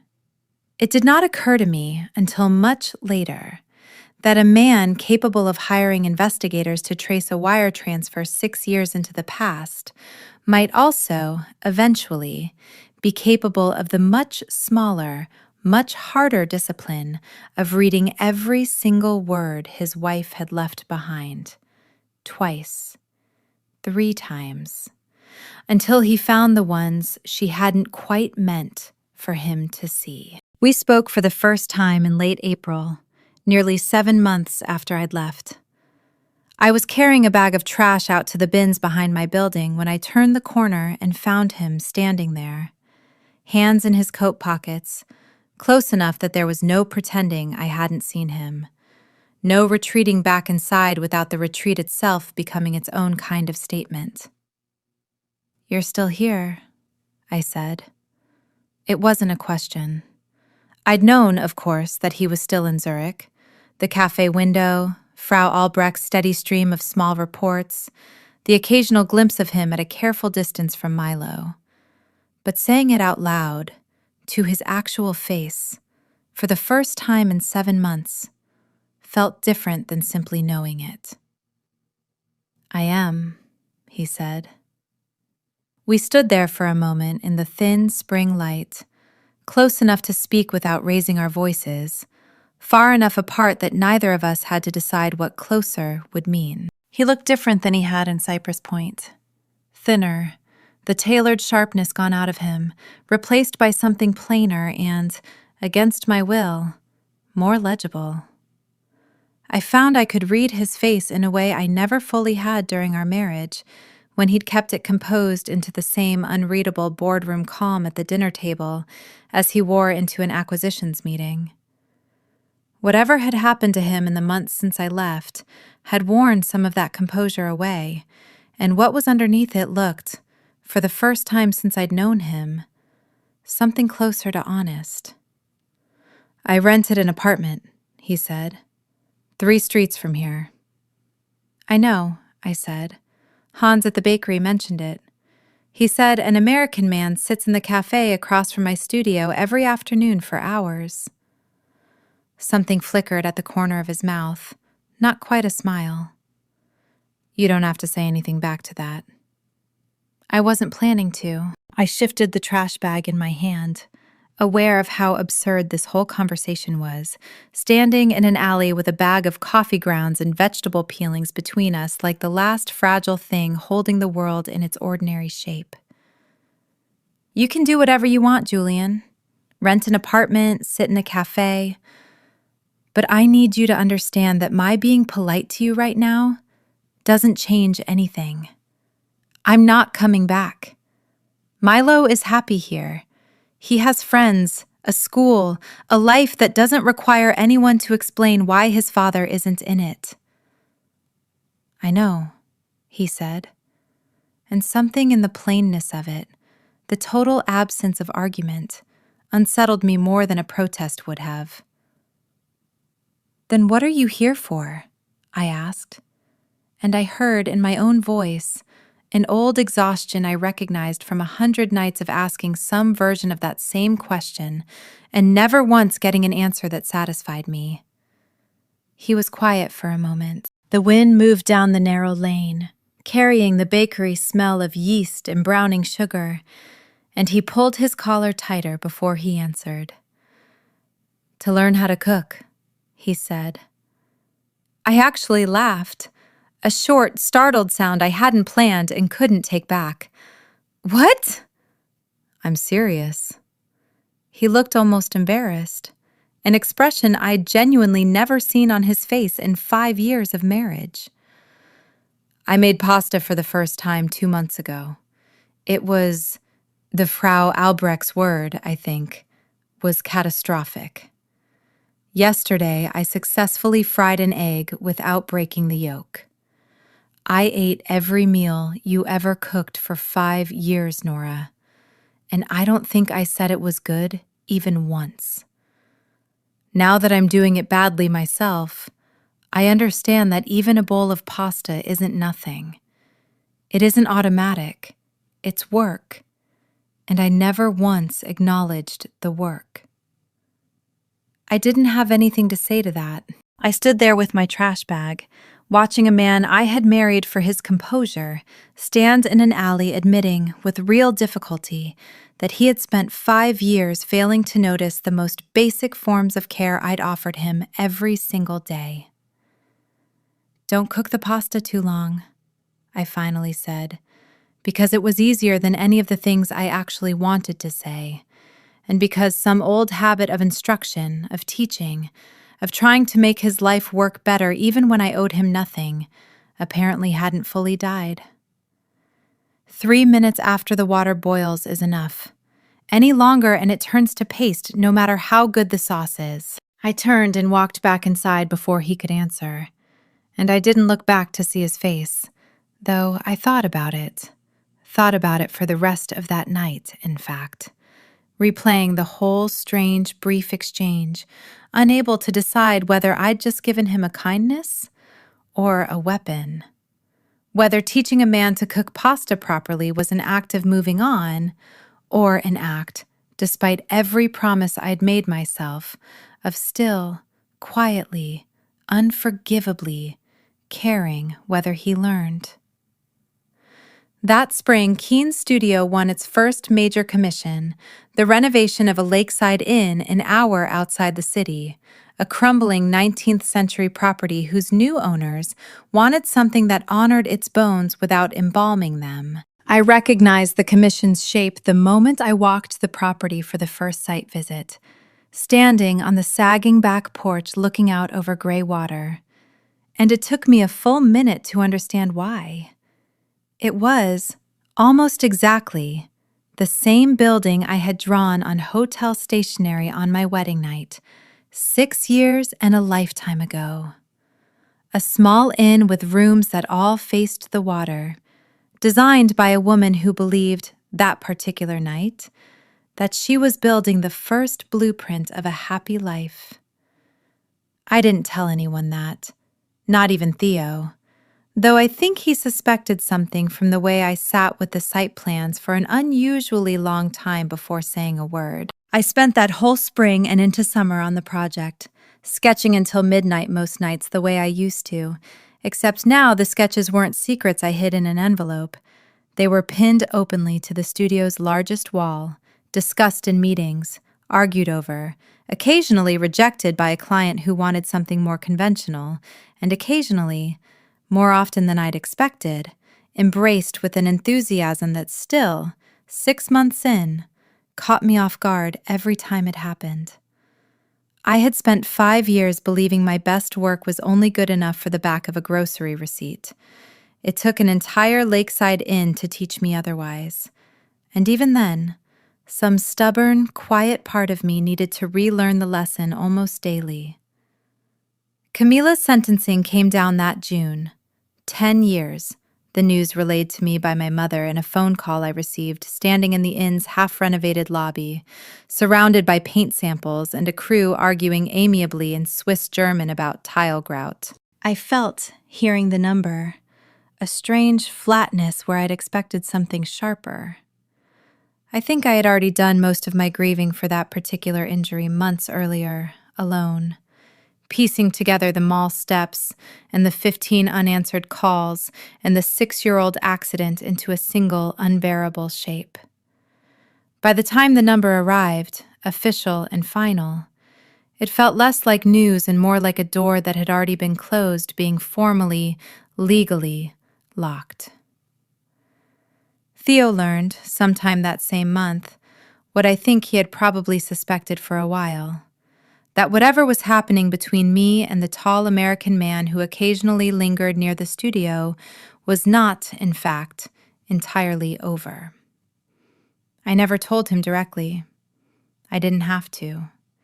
He was the kind of man who noticed things without needing them announced, the same quality that had made him, in the year since I'd hired him, one of the steadiest presences in my new life. He never said anything about it directly either, which I think, looking back, was its own quiet form of grace. He simply, gradually, stopped bringing me coffee without being asked, stopped scheduling our calls around the rhythms of my phone, folded whatever he might have hoped for, quietly and without complaint, back into the shape of ordinary friendship. He did one thing that summer that I've never forgotten. Mrs. Doyle had mailed me, months earlier, a small package from the house, things she thought I might want, sent without Julian's knowledge, she was careful to specify. Among them was a Wedgwood teacup with a hairline crack along its side, the one from a set that had belonged to my grandmother, the one I always said looked like it had a little fish's tail if you turned it just right. I hadn't been able to look at it without my chest going tight. So I'd given it to Theo, half as a joke, half because I genuinely couldn't stand to have it in my apartment.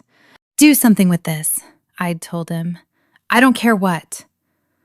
I found out, weeks later, that Theo had mailed it to Julian's apartment with no note attached at all, just the cup, wrapped carefully in brown paper, delivered to a man he had never once met and had every reason, if he'd wanted one, to resent.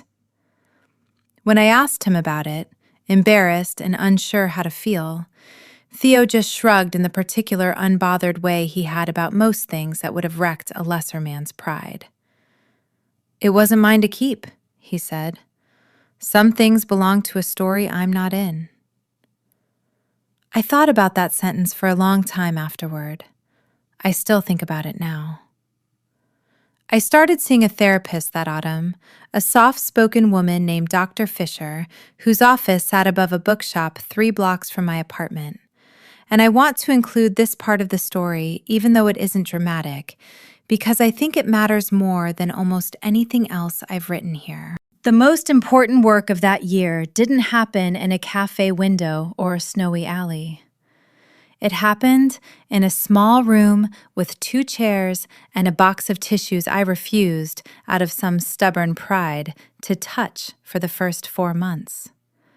Dr. Fisher asked me, in one of our early sessions, why I had stayed as long as I had. 5 years of being quietly unseen. 5 years of narrating my own son's milestones to a phone I already suspected no one would ever watch.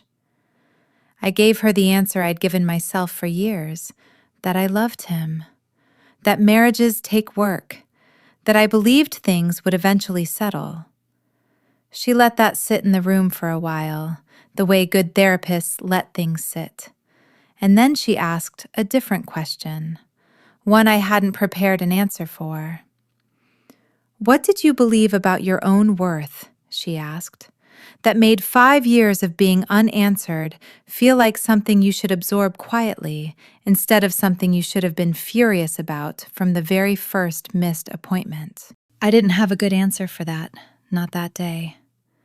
It took months of sitting in that small room, turning the question over the way I used to turn over a difficult design problem, before I understood the shape of it. I had grown up believing, in the particular way girls of my generation were taught to believe without ever being told so directly, that a woman's love was supposed to be patient, generous, endlessly renewable, a resource that never needed to be reciprocated in equal measure to remain virtuous. I had mistaken my own capacity for endurance for evidence of the marriage's health.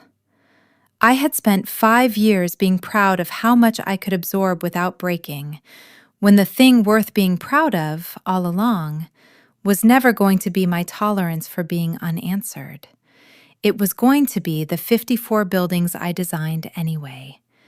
It was going to be the boy I raised, mostly alone, into a genuinely happy child. It was going to be the woman who, when the moment finally came, packed 2 suitcases and walked out with more dignity than 5 years of quiet neglect had any right to leave her with.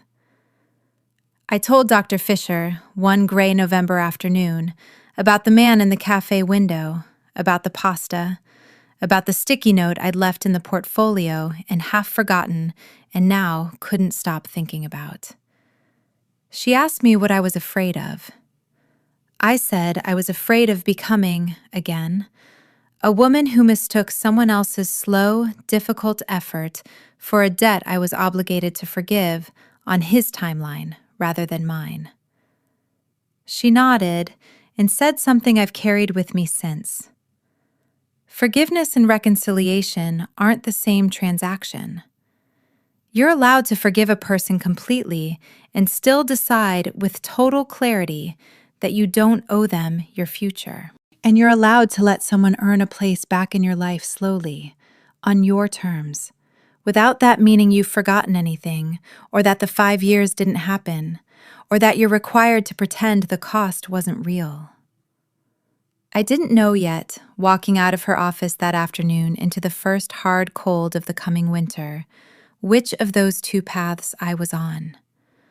I only knew that for the first time since I'd left, I felt capable of choosing either one without feeling like the choice itself was a kind of failure. That, more than anything else that happened that year, felt like healing. The first snow of that second winter fell heavy and fast, blanketing the old town in the particular hush that snow brings to a place built mostly of stone. I didn't leave my apartment until almost 4 that afternoon, and when I finally stepped out to take the trash to the bins, I found him standing at the bottom of the steps, an envelope in his gloved hand, snow already collecting on his shoulders like he'd been standing there for some time. "You're still here," I said, and I heard, saying it, how the sentence had changed in the months since I'd first said it to him in the alley. Less an accusation now, more an acknowledgement of a fact that had simply, gradually, stopped surprising either of us. "I am," he said. The same 2 words he always gave me, the plainest possible answer to the plainest possible question. He held the envelope out. "This is for you. You don't have to read it." I didn't take it right away. We stood there in the snow, 10 feet apart, and I found myself, despite everything, studying his face for whatever version of him might be hiding underneath the calm he'd always worn like armor. What I found instead was something closer to exhaustion. Not defeat exactly, but the particular tiredness of a man who has spent over a year doing difficult, unglamorous work with no guarantee it would ever be rewarded, and who had apparently decided at some point along the way to keep doing it anyway. "I rented that apartment 14 months ago," he said when I still hadn't moved. "I know you know that. Hans told you. I know because he told me he told you, which I think was his way of making sure I understood you weren't unaware of any of this. I'm not telling you to change anything, I wanted you to have it in your own hands, whatever you decide to do with it."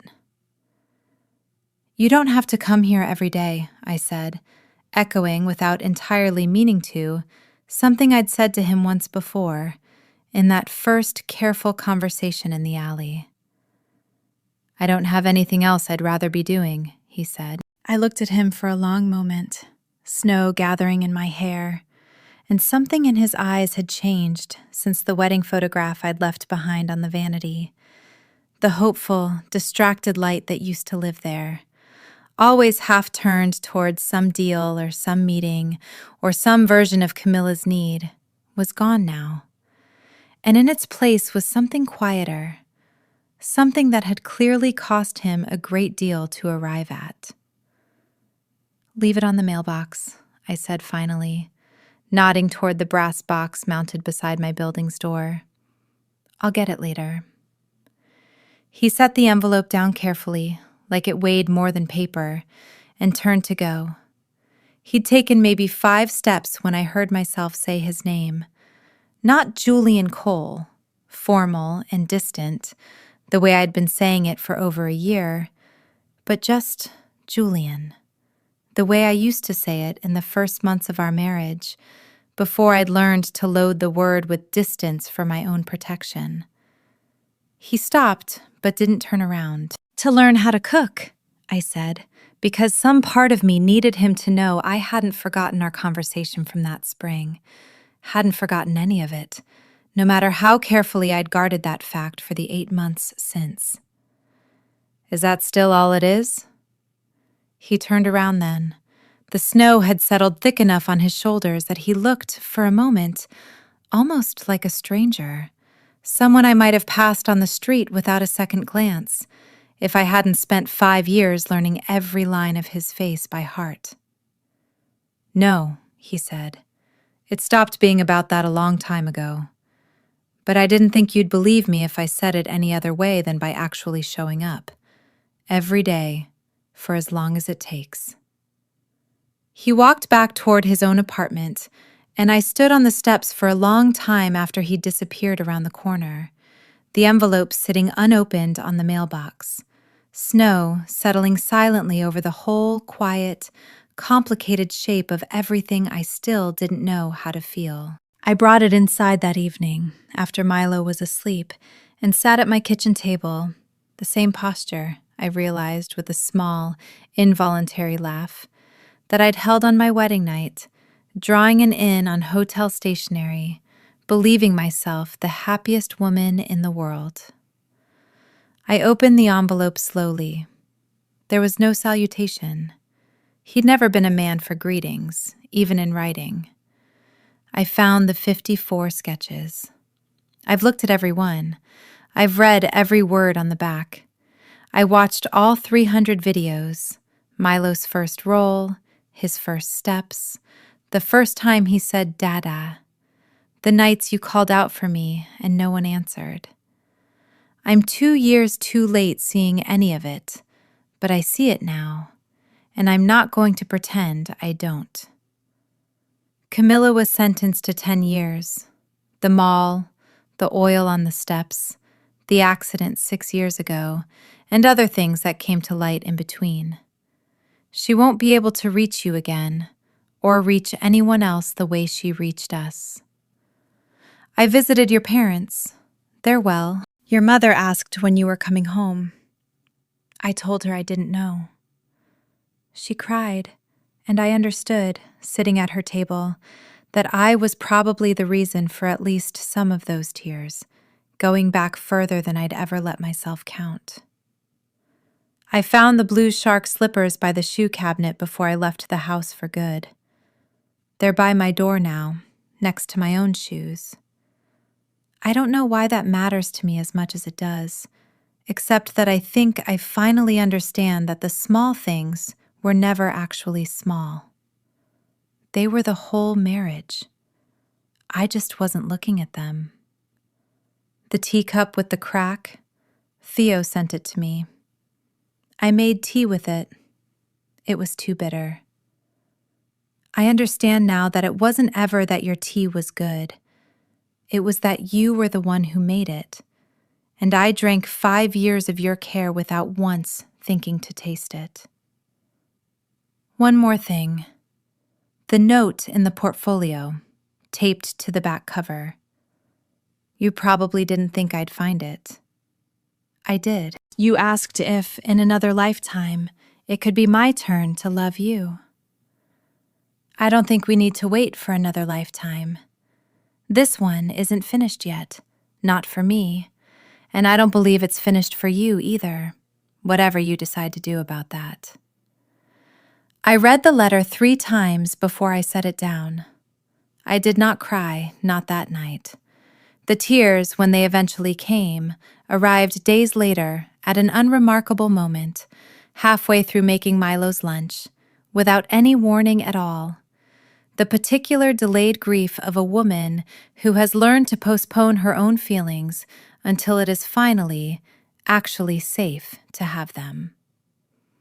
I folded the letter and put it in the drawer of my nightstand, next to the wedding ring I had, after all, taken with me from the vanity that final afternoon, without ever quite deciding to. Some habits, I have learned, outlast the decisions that were supposed to end them. I did not go to him that night, or the next, or the one after that, but I did, the following morning, on my way to the studio, stop at the flower shop for the first time in over a year, and stand for a long moment in front of the bucket of white tulips Frau Albrecht always kept stocked, the ones I'd walked past 100 times and never once bought, for reasons I'd never fully explained even to myself. I picked one up. I turned it over in my hands, the way I always did, examining the particular clean geometry of it, the way I examined everything I was deciding whether to trust. Then, for the first time, I didn't put it back. I want to be clear about something, because I think stories like this one are too often told as if a single letter, however well written, however honestly earned, can undo years of accumulated silence in one grand gesture. It can't. What that letter actually did was open a door I had, until that point, kept firmly closed. It did not walk me through it. That part took months, and I want to describe those months honestly, because I think the slowness of it is the part of the story most worth telling. I didn't call him the next day, or invite him to dinner, or do any of the things a faster, more forgiving version of this story might have had me do.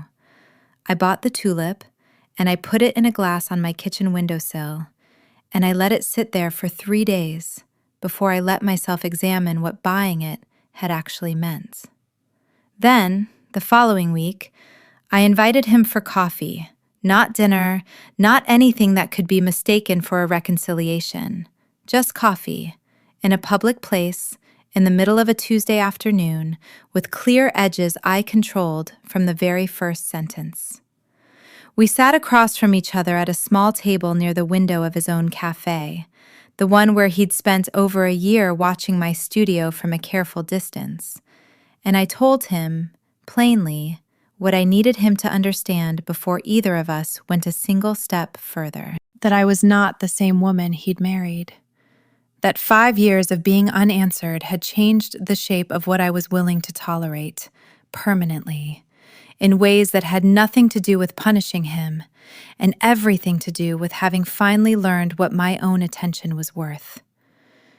That Milo's well-being came before any reconciliation I might eventually choose to attempt, and that if reintroducing him to his father caused our son any confusion or instability, I would end the attempt without hesitation, regardless of how far along it had come.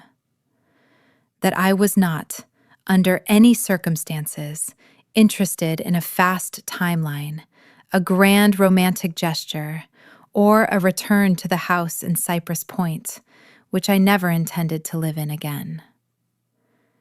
He listened to all of it without interrupting, which was, in itself, a kind of answer. When I finished, he said, "I'm not asking for the house back, or the woman I married. I don't think that woman exists anymore, and I don't think I deserve her even if she did. I'm asking for whatever version of this you're willing to let me earn, on whatever timeline you set, for as long as it takes." We met for coffee once a week after that, for nearly 2 months, before I let him meet Milo again as anything other than a stranger who occasionally caught pigeons. I introduced him carefully, in a park, on a Saturday afternoon, with Theo nearby in case Milo needed a familiar face to retreat to. Milo, true to the resilient, uncomplicated nature of small children, did not carry the same wound I did. He studied Julian with the frank, unguarded curiosity of a 4-year-old meeting someone new, and when Julian crouched down to his level and said, quietly, "I'm sorry I wasn't there for a long time. I'd like to try to be there now, if that's all right with you."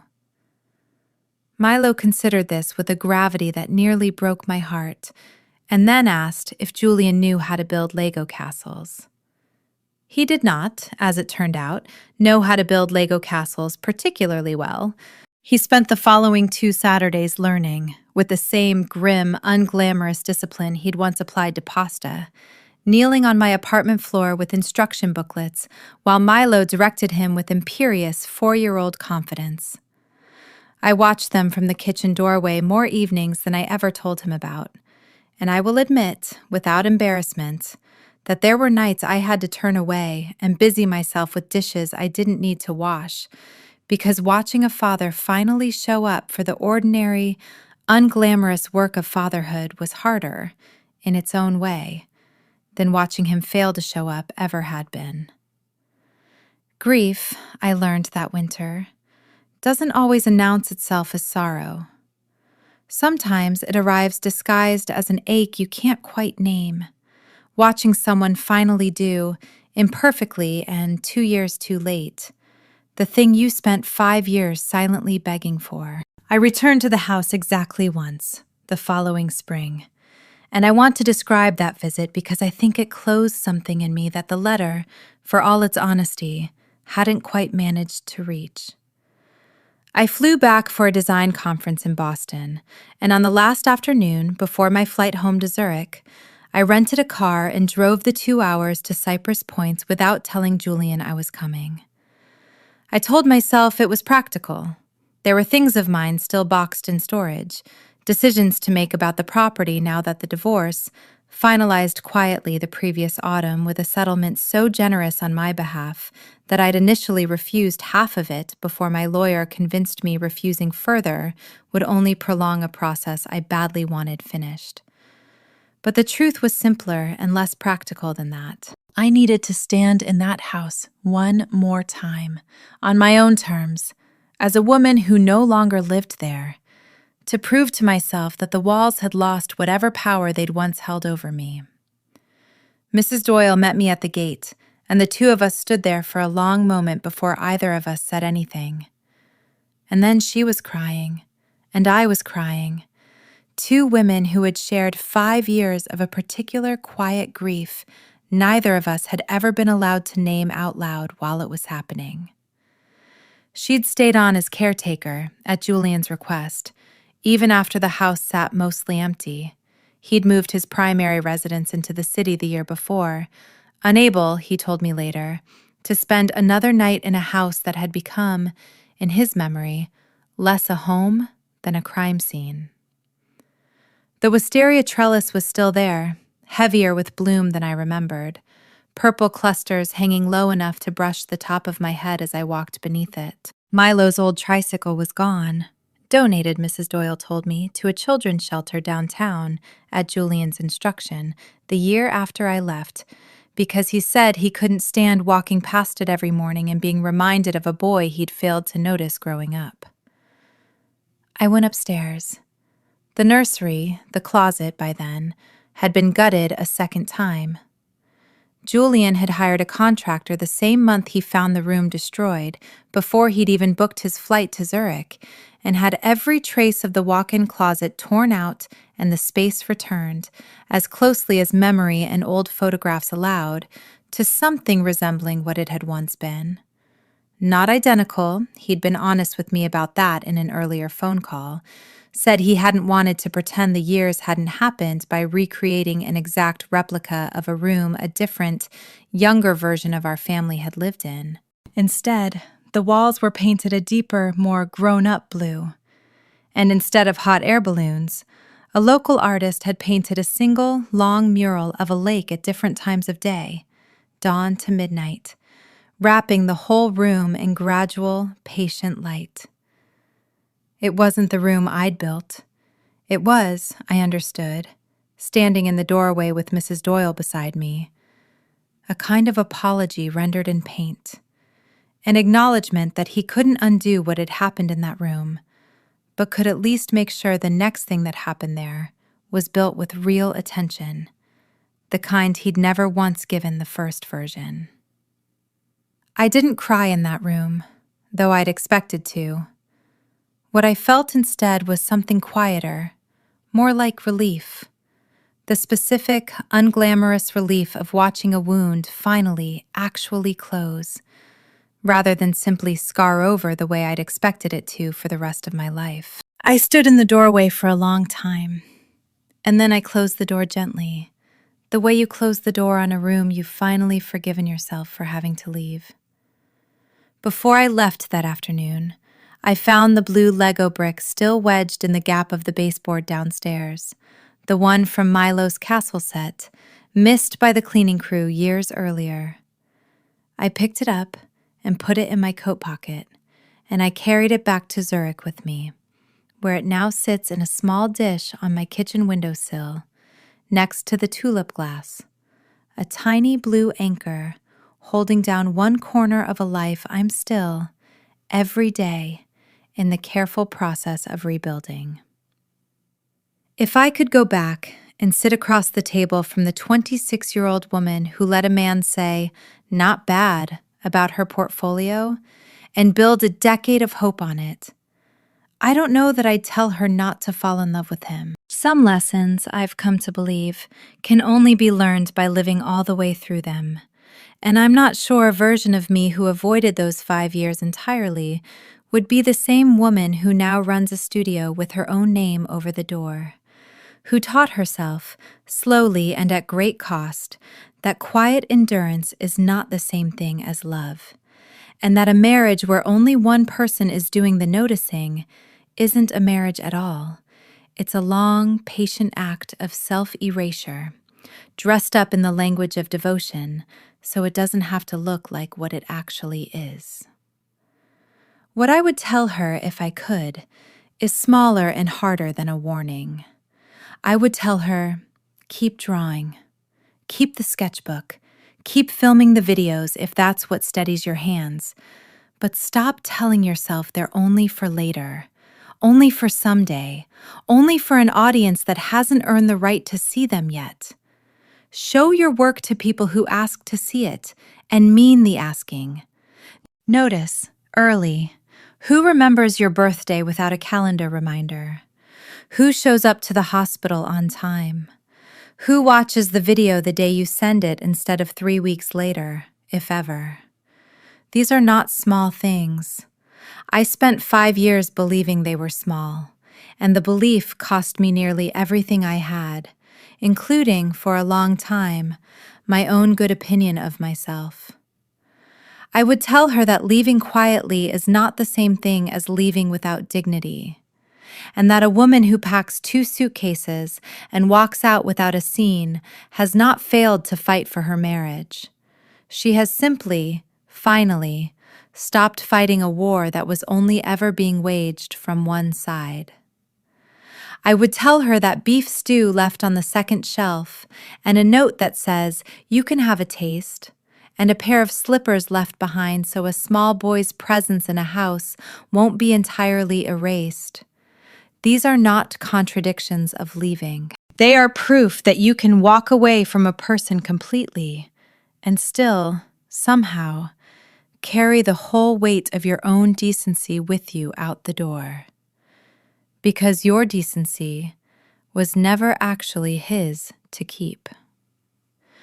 I would tell her, too, and this is the part I find hardest to say out loud even now, that forgiveness, when it eventually comes, doesn't have to look like reconciliation, and reconciliation, if it comes, doesn't erase what came before it.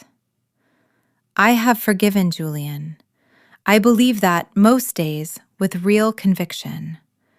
But forgiveness didn't require me to forget the 15 unanswered calls, or the 6 hours he left me alone with our newborn son, or the years I spent narrating my own child's life to a phone I suspected, correctly, would go unwatched. It only required me to stop letting those years determine the shape of everything that came after them. There is a difference, and I spent a long time in Dr. Fisher's office learning it, between carrying your history honestly and letting your history drive the car. Julian's transformation over that second year was not the kind of thing that made for a dramatic before and after photograph. And I think that's precisely why I eventually trusted it. Grand gestures had always come easily to him. It was the boring, daily maintenance of a relationship that he'd never learned, growing up in a family where love was demonstrated through provision rather than presence, where his own father had shown affection primarily through the size of the checks he wrote and the seriousness with which he took his son's education. Never once, as far as I could tell from the handful of family dinners I'd sat through over the years, through the smaller currency of simply being in the room when it mattered. He stepped back from the acquisitions division of his family's company that spring, handing day-to-day operations to a longtime deputy and restructuring his own role into something with far more flexibility and far less prestige. A decision his mother, I later learned, had fought bitterly, viewing it as a betrayal of everything the family had built. He told me about it over one of our weekly coffees, plainly, without any apparent expectation that I'd be impressed. "I used to think the job was the whole architecture of who I was," he said.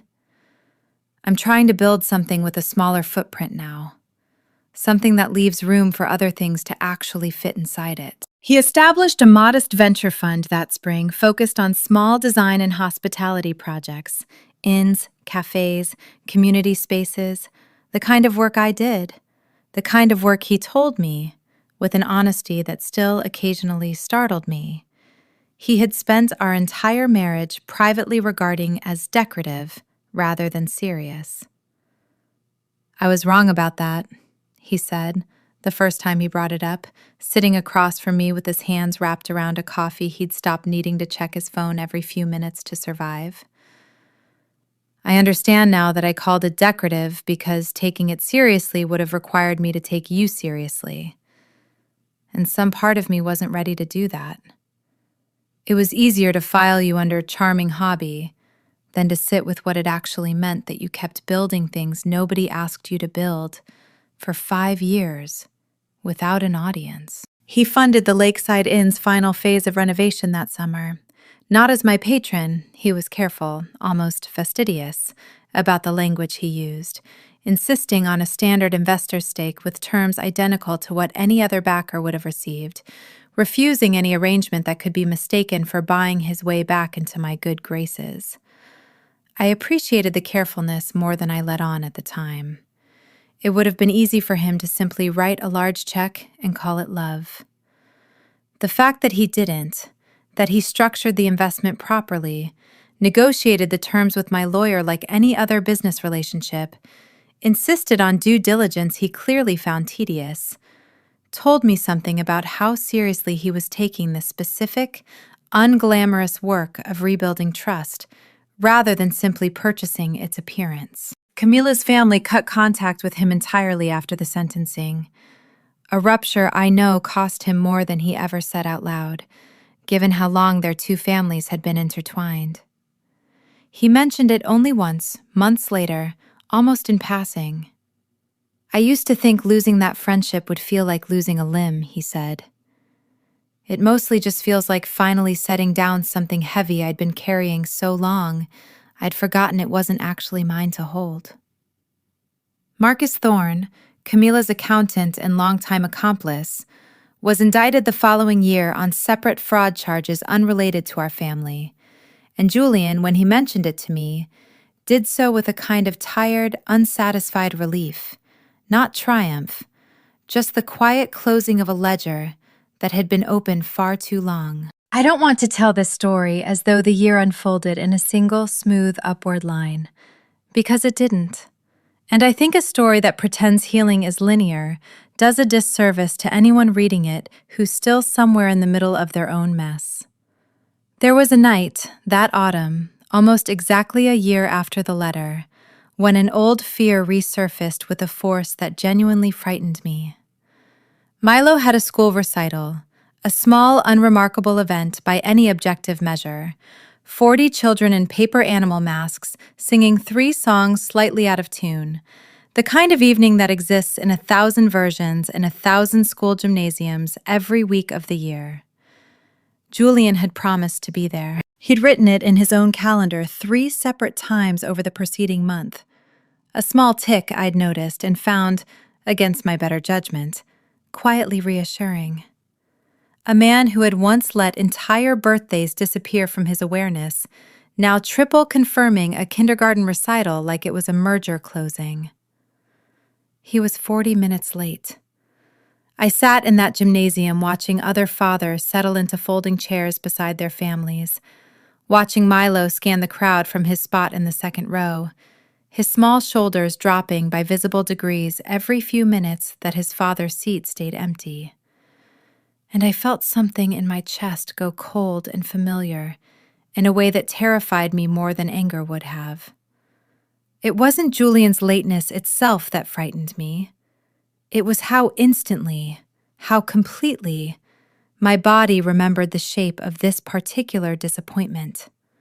5 years of muscle memory reasserting itself in less time than it took the second song to finish. He arrived during the third number, breathless, his coat still dusted with rain, and slid into the seat beside me with a whispered apology I barely registered. My whole attention locked on Milo, waiting to see whether our son had noticed the gap, whether this would be the small crack that reopened a wound I'd spent 2 years closing. Afterward, in the parking lot, I didn't yell. I didn't need to anymore. Some old habit of managing my own anger for the comfort of the room around me had, I noticed with something like surprise, actually dissolved somewhere in the preceding 2 years, replaced by a plainer, steadier kind of honesty. I simply told him, standing beside my car with Milo already buckled into his booster seat, unaware of the conversation happening 10 feet away, that 40 minutes wasn't the crime. The crime, if there was one, would be if this became a pattern he expected me to absorb quietly, the way I'd absorbed 100 smaller versions of it for 5 years. He didn't get defensive. He didn't explain the delay, a supplier call that ran long, as it turned out, though I only learned the specifics later. Because in the moment, he didn't try to justify himself with the reason at all, which I think, more than the reason itself, was the actual answer to the question I was really asking. "You're right," he said. "There's no version of this where 40 minutes late to something that mattered to him is acceptable. And I'm not going to spend the next 10 years making sure you know all the reasons it happened instead of just making sure it doesn't happen again." He paused. I know an apology doesn't undo the fact that he waited. I'm not asking you to tell me it's fine. I'm asking you to let me actually fix it, with him, tonight, if he'll let me. He went inside and found Milo before we left, crouched down to his level in the emptying gymnasium, and I watched from a distance as he said something I couldn't hear, watched Milo's face move through confusion and then, slowly, something like acceptance. Watched the two of them shake hands with a formality that made me want to laugh and cry in the same breath. A father and son negotiating trust, one small, deliberate gesture at a time. The way you'd negotiate the terms of any relationship worth taking seriously. I don't tell this story to suggest the fear ever fully leaves. It doesn't.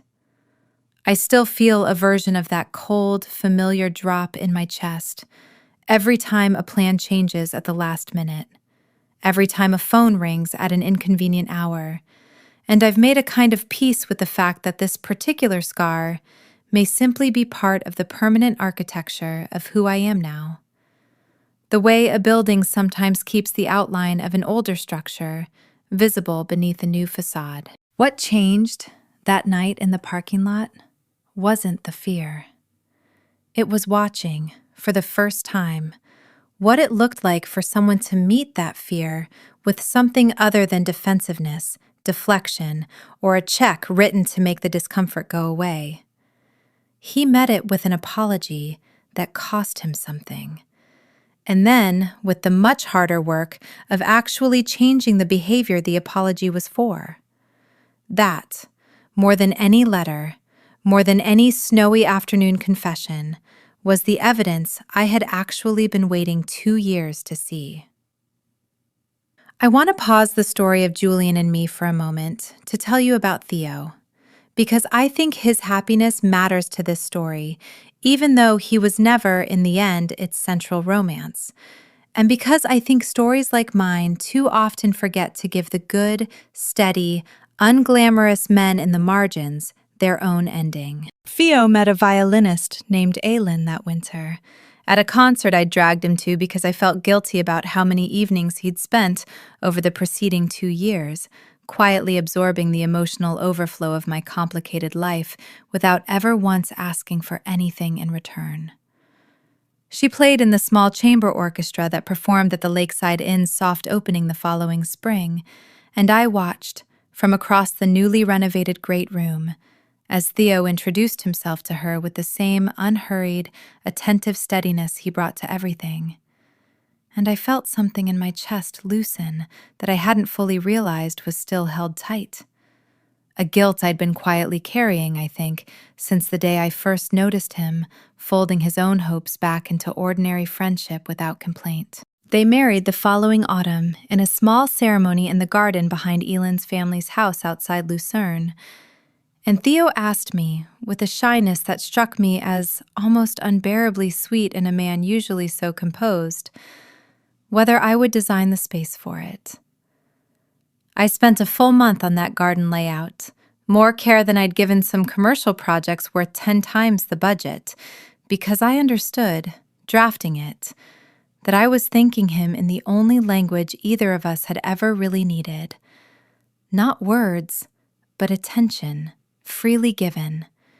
The specific currency I had spent 5 years starving for and had, somewhere in the 2 years since, finally learned both to recognize and to offer in return. Milo was the ring bearer, 4 years old and radiant with the seriousness of the assignment, and Julian sat beside me during the ceremony, close enough that our shoulders occasionally brushed, neither of us quite ready yet to call that closeness anything more definite than what it plainly was. Theo caught my eye once, during his vows, and gave me the smallest, most unreadable smile. And I understood it as what I think it actually was. Not regret, not longing, but a kind of quiet gladness that the story had sorted itself out the way it needed to for both of us, each landing, eventually, in the place we were actually meant to be. The Lakeside Inn had its official opening the following June, nearly 3 years after I'd drawn its first ancestor on a sheet of hotel stationery on my wedding night, believing myself, in that particular moment, the happiest woman in the world. I stood on the same back porch where I'd first recognized the site, watching guests move through rooms I'd designed to face the water, so that no one staying there would ever again have to wake up in the dark. And I understood, standing there, that I had finally built the thing I'd been trying to build for 6 years. Not a marriage, not a family in the shape I'd once imagined it, but a life with my own name on the credit, load-bearing walls I'd designed and tested and trusted to hold. Julian came to the opening, not as an investor working a room full of potential clients, though he was gracious to everyone who approached him in that capacity, but mostly as a man standing quietly at the edge of things, watching me work a crowd with a confidence he told me later he found almost unbearably moving to witness. Having spent 5 years of marriage, failing to notice that this particular competence had been sitting across the dinner table from him the entire time. Milo ran through the newly finished gardens with Priya, who had flown in with her family for the occasion, both of them shrieking with the specific delight of children discovering a new place built partly, though they didn't know it, with them in mind. I'd designed a small reading nook off the main lobby, shaped, deliberately, like the inside of a shell, small enough for a child to disappear into and feel, for a moment, completely safe. It was the same design I'd sketched years earlier for a children's library that never got built, salvaged and repurposed, the way so much of what I'd once drawn in private grief eventually found its way, transformed, into rooms real children actually got to use. Near the end of the evening, after most of the guests had gone, Julian found me on the back porch again, both of us quiet for a while, watching the lake go from gold to gray to the deep, star-flecked black of a clear summer night. "I keep thinking about the first sketch," he said eventually, "the one from your wedding night. I read what you wrote on the back of it so many times I could probably recite it from memory. I thought I would be the happiest woman in the world." He paused. I used to think that sentence was an accusation, every time I reread it. I think I understand it differently now. I think it wasn't only grief. I think some part of you actually believed that night that it was possible, that the life you were imagining wasn't unreasonable to want. I'd like to spend whatever time you'll let me have trying to prove that belief wasn't foolish. Not to erase the years it took to get here, just to make sure the years from here forward earn a different sentence on the back of the page. I didn't answer him with words that night. I reached over and took his hand, the first time I'd done so in 3 years. And we sat there on the porch of the inn I'd built with my own hands, in the quiet, uncomplicated dark, not promising each other anything neither of us was ready to promise yet. Just sitting together, finally, in the same room, both of us actually paying attention. We didn't remarry, not right away, and for a long time I resisted even the idea of it.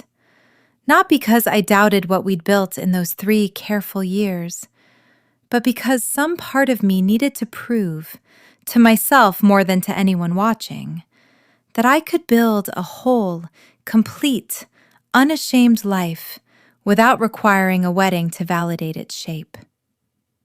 Julian understood this better than I expected him to. He never once pushed for more than I offered. He simply kept showing up, week after week, year after year, with the same patient, unglamorous consistency he'd been practicing since that first afternoon in the cafe window, until showing up stopped being a thing I noticed as remarkable and became, instead, simply the ordinary weather of my life. He moved into an apartment 2 floors below mine the following spring, not in with me, a distinction I insisted on and he respected without argument. Close enough that Milo could run down the stairs to find him whenever he wanted, far enough that I never once had to negotiate my own space before I was ready to share it fully. He learned, over those years, to make more than pasta and fried eggs, a real beef stew eventually, that he told me, the first time he served it to me, tasted almost as good as mine, though he was careful to add, watching my face for a reaction, that almost was doing quite a lot of work in that sentence, and that he suspected it always would. Milo grew into a boy who barely remembered a version of his childhood in which his father hadn't been present. The early years in Cypress Point had become, for him, a story he heard about rather than a memory he carried, and I found, to my own surprise, that I was glad of this.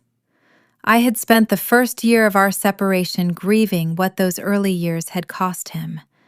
I spent the years after learning to be grateful, instead, for how thoroughly he'd been allowed to grow past them, unburdened by a wound he'd been too young, in the end, to fully absorb. I never went back to the name Cole, not legally, not really, though I let Julian call me Nora the way he always had, the private syllables of a name that had nothing to do with which man's surname sat on my passport.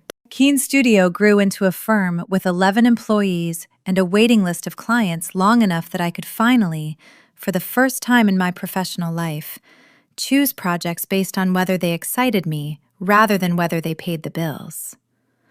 I designed 3 more inns, a children's hospital wing in Geneva that I still consider the finest work of my career, and, the year Milo turned 8, a small addition to our own apartment, a sunlit reading room with a window seat shaped, deliberately, like the inside of a shell.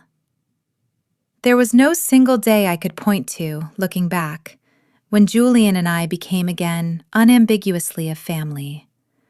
It happened the way most durable things happen, in the accumulation of 1,000 unremarkable Tuesdays, recitals attended on time, videos watched the same day they were sent, birthdays remembered without a calendar reminder, phone calls answered on the first ring instead of the 15th.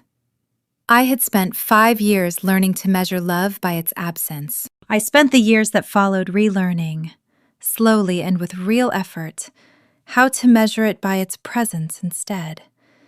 And I found, to my quiet astonishment, that the second kind of measuring was a far gentler way to live. Camilla wrote to me once, 2 years into her sentence, a letter forwarded through my old lawyer's office because she had no other way of reaching me. I want to include this in the story because I think it would be dishonest to end her part of it with only the sentencing and the silence that followed, as though justice alone resolves the particular complicated grief of having been so thoroughly deceived by someone you once, foolishly, called a friend. The letter was long, and I read it exactly once, standing in my kitchen with the studio radio playing softly in the background, and Milo doing homework at the table behind me, in the same posture I'd stood in the day the magazine review of my first cafe project arrived. She wrote about her own childhood, about growing up in Julian's family's shadow, about a specific, corrosive kind of jealousy that had apparently been simmering since they were both 12 years old, and someone had told her, at a family dinner, that she and Julian were practically promised to each other. A joke she'd apparently taken, over the following 2 decades, entirely seriously.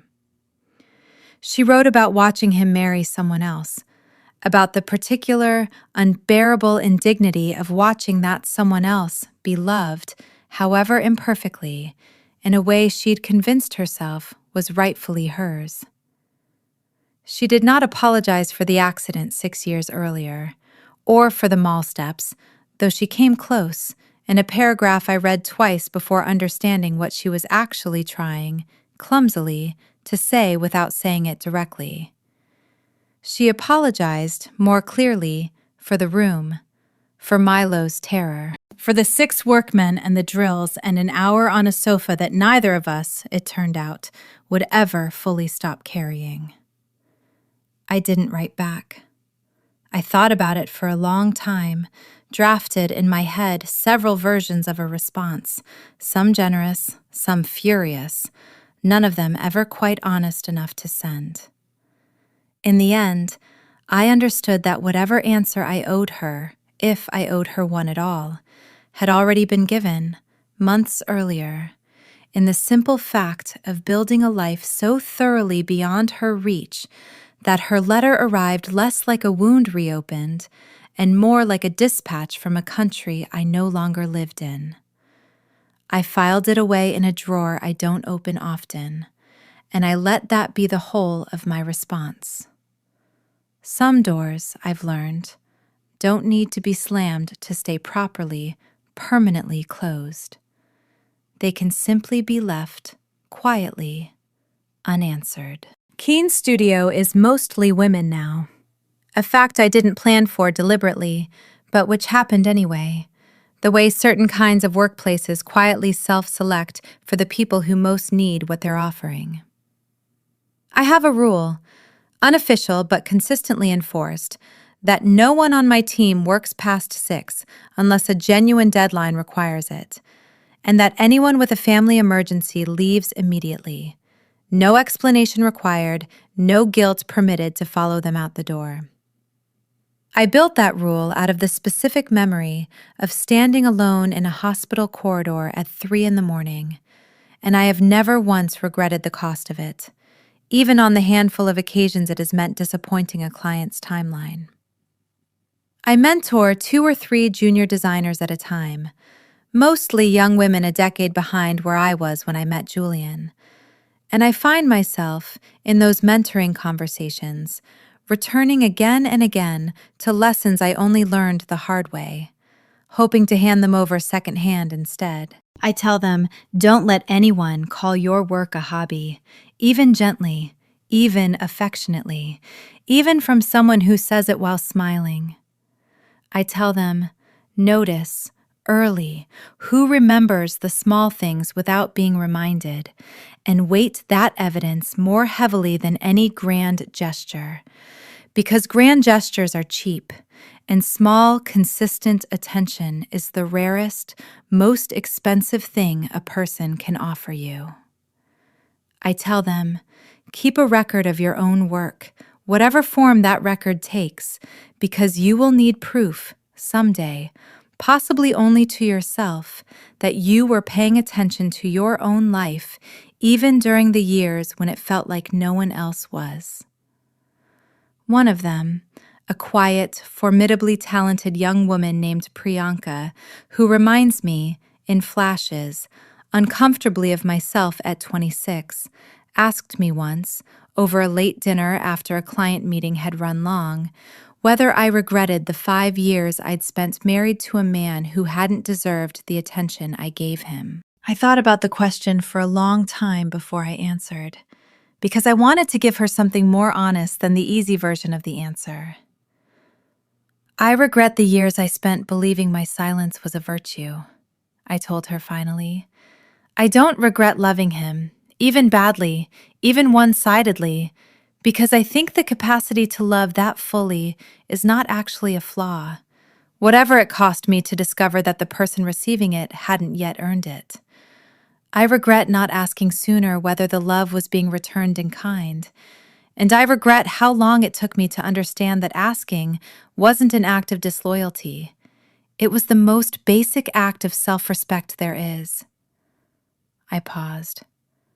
The 5 years weren't wasted, exactly. They built the woman who was finally capable of leaving with 2 suitcases and her dignity intact, instead of nothing, or worse, instead of staying. I wouldn't recommend the method, but I can't honestly say I'd erase it either, because I like who I became on the other side of it far too much to wish the path away entirely. Milo was 10 years old when he finally asked me, directly, what had happened during the year we lived alone in Zurich, before his father moved 3 streets away and started learning to make pasta badly. We were driving back from a school event, just the 2 of us, and he asked the question the way children often ask the hardest questions, casually, almost as an afterthought, looking out the car window instead of at me, giving both of us the safety of not having to hold eye contact through the answer. I told him the truth, as much of it as a 10-year-old could hold without it becoming a burden rather than an understanding. I told him his father had made mistakes, real ones, mistakes that hurt me and hurt him, even though he'd been too young at the time to remember most of it clearly. I told him I had left because staying would have taught him, without either of us meaning it to, that love was supposed to look like being quietly unanswered, and that I hadn't wanted that lesson to be the one he grew up believing. I told him his father had spent years working to become a different kind of man than the one who let that happen, and that I believed, watching the evidence accumulate slowly over years rather than in a single dramatic gesture, that the change was real. He was quiet for a long time after that, watching the lake go past the window, and then he said, with the particular blunt clarity children sometimes offer that adults spend a lifetime trying to relearn, I'm glad you left. I don't remember missing him. I just remember you being sad sometimes, and then not being sad as much anymore. He paused. Are you happy now? I told him yes, and I meant it more completely than I think I'd ever meant a simple answer to a simple question. And he nodded, satisfied in the way children are satisfied by honesty, even when the honesty is complicated, and went back to looking out the window, already moving on to whatever came next in his own untroubled, well-loved life. The particular gift I had, in the end, given him by leaving, even though leaving had felt, at the time, like the only thing I had left to give either of us. We married again on the back porch of the Lakeside Inn, 4 years after I first stood there watching guests move through rooms I'd designed. 5 years after the letter left on my mailbox in the snow. 7 years after I carried 2 suitcases out of a house with a motion sensor light I'd installed for a man who never once thanked me for it. It was a small ceremony, 20 guests, no white roses on every table, no train long enough to require 2 bridesmaids managing it on the stairs. My mother cried again, differently this time. A crying I recognized as relief rather than the performed happiness she'd worn at my first wedding without either of us fully examining why. My father, uncharacteristically, made a toast, and in it he said the thing I think both of us had needed someone to say out loud for a very long time. That he was proud of me. Not for finding my way back to a marriage, but for having had the courage to leave one that wasn't yet worth staying in, and for being clear-eyed enough, years later, to recognize when it had actually become worth returning to. Milo, 12 by then, stood beside Julian instead of carrying rings, having graduated, in his own mind, well past the indignity of that particular childhood duty, and gave a short, painfully earnest speech he'd clearly rehearsed for weeks, thanking his father for learning to be there, and thanking me, with a directness that undid me more than anything else that whole day, for showing him what it looked like when a person refused to accept less than she deserved, even when refusing cost her almost everything she thought she had. I wore a simpler dress this time, one I'd designed the fabric draping for myself, the way I designed everything now, with the specific confidence of a woman who trusted her own eye more than any expert's opinion of it. Julian, standing at the altar built into the same porch where he'd once sat beside me in silence, watching the lake go from gold to black, did not stand ramrod straight the way he had at our first wedding. He stood instead in a way I'd come to recognize as entirely, unguardedly his. Present, unhurried, his eyes finding mine and staying there through the whole ceremony, instead of drifting, even once, toward whatever else might have been waiting on his phone. When the officiant asked if he'd take me again as his wife, he didn't say the word correctly and efficiently, the way he'd said it the first time, completing a step in a well-rehearsed transaction. He said it like he meant it. Like the word itself had finally, after everything, become large enough to hold the whole weight of what he was actually promising. The 54 original sketches hang now in the lobby of the Lakeside Inn, framed in a long, unbroken line along the wall opposite the reading nook, arranged exactly as I once laid them out on Julian's desk that first terrible afternoon. Though, of course, I wasn't there to see that moment happen. I only know of it now because he described it to me, years later, in more detail than I think either of us was entirely comfortable with at the time. First to last, 5 years of a woman talking to herself in the margins of a marriage that wasn't listening. Guests at the inn stop in front of that wall more often than I expected they would when I first proposed hanging it there, reading the small placard beside it that explains, briefly, what the sketches are. A design record kept during a difficult period, now offered as testament to the fact that creative work continues and often deepens, even in seasons when it feels invisible to everyone but the person doing it. I did not include the backs of the sketches in that display, the private sentences I'd written to myself across 5 increasingly quiet years. Those I kept, framed separately, in a smaller and more private room upstairs that only family ever sees. A short hallway outside what is now, officially, Julian's and my bedroom whenever we stay at the inn. 4 sketches rotated seasonally, so that we pass a different one every few months. A small, deliberate practice of remembering without dwelling, of honoring the years it took to get here, without asking either of us to live inside them permanently. The last of the 54, the one drawn a week before I left, the boutique hotel with lines cleaner and more decisive than any of the sketches before it, hangs at the very end of the lobby wall, closest to the door. I designed it that way on purpose. I wanted anyone walking through that space to end their reading of my history not with the earliest, most hopeful sketch, and not with the most painful one either, but with the one drawn by a woman who had, by then, stopped hesitating, who had finally, after years of soft pencil uncertainty, learned to draw a line and trust that it was hers to draw. We watched the 300 videos together for the first time on Milo's 13th birthday. An idea that was his, not mine or Julian's. He'd found the flash drive in a drawer while looking for something else entirely, and had asked, with the particular unself-conscious curiosity of a teenager who has decided he's old enough to handle whatever he finds, whether we could watch them together instead of separately.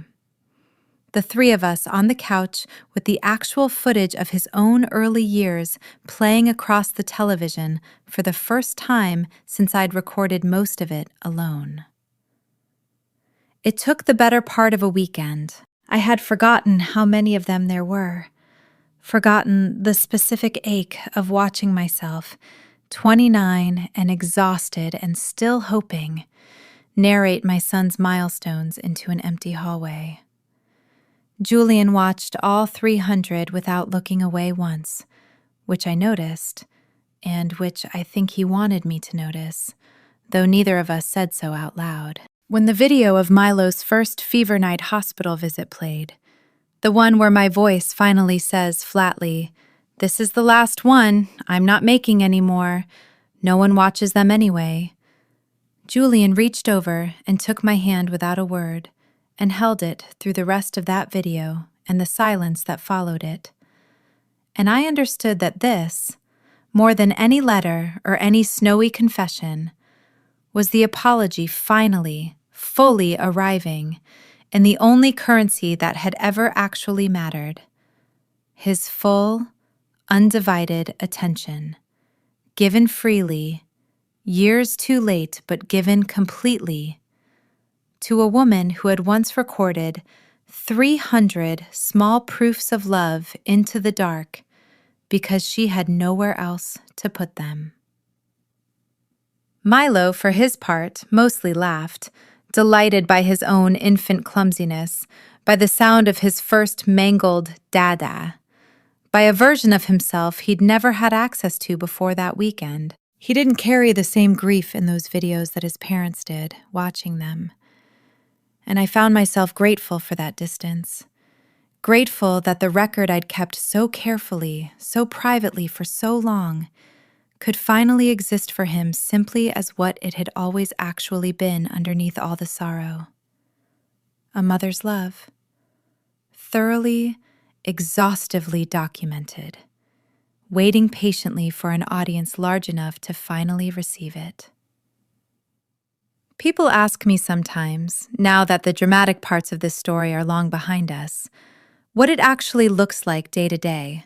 A marriage rebuilt from the studs up, a family reassembled after nearly falling apart entirely. The honest answer is that it looks, mostly, like a series of small, unremarkable rituals, repeated so consistently that their consistency has become its own quiet form of proof. Julian still makes the pasta himself most Tuesday nights, 3 minutes after the water boils, the only instruction I ever gave him that whole first year, followed now with a discipline that has outlasted every excuse he might once have found not to bother. He buys chamomile from a shop 2 streets from our apartment, the same shop, still run by Frau Albrecht, who likes to remind him, with visible fondness, of the year he sat in her neighbor's cafe window for hours every afternoon, without ever once buying more than a single black coffee. There is a bucket of white tulips in that shop that I finally, eventually, learned to buy without hesitation, and there is a vase of them on our kitchen table most weeks now, refreshed before the old ones have even finished wilting, because I decided, somewhere in the years since that first hesitant purchase, that I no longer needed a reason to want something, simply because it was beautiful and within my reach. The blue shark slippers, the left tail still missing its bite of fabric, sit by our front door next to a much larger pair that no longer fit Milo at all, kept anyway, the way certain small artifacts of a hard season earn a permanent place in a house, not because they're useful, but because they're true. The Wedgwood teacup with the hairline crack sits on the kitchen windowsill, next to the small blue Lego brick I carried back from Cypress Point in my coat pocket. Two tiny, imperfect objects holding down opposite corners of a life that very nearly didn't survive long enough to need holding down at all. I still draw every night, though the drawings aren't secrets anymore, aren't hidden in envelopes or written over in a private code only I could translate. Julian asks to see them now, most evenings, and means the asking, and I have had to relearn slowly what it feels like to show someone my work without bracing for indifference, a lesson that turned out to be nearly as difficult as the leaving had been, in its own quieter way.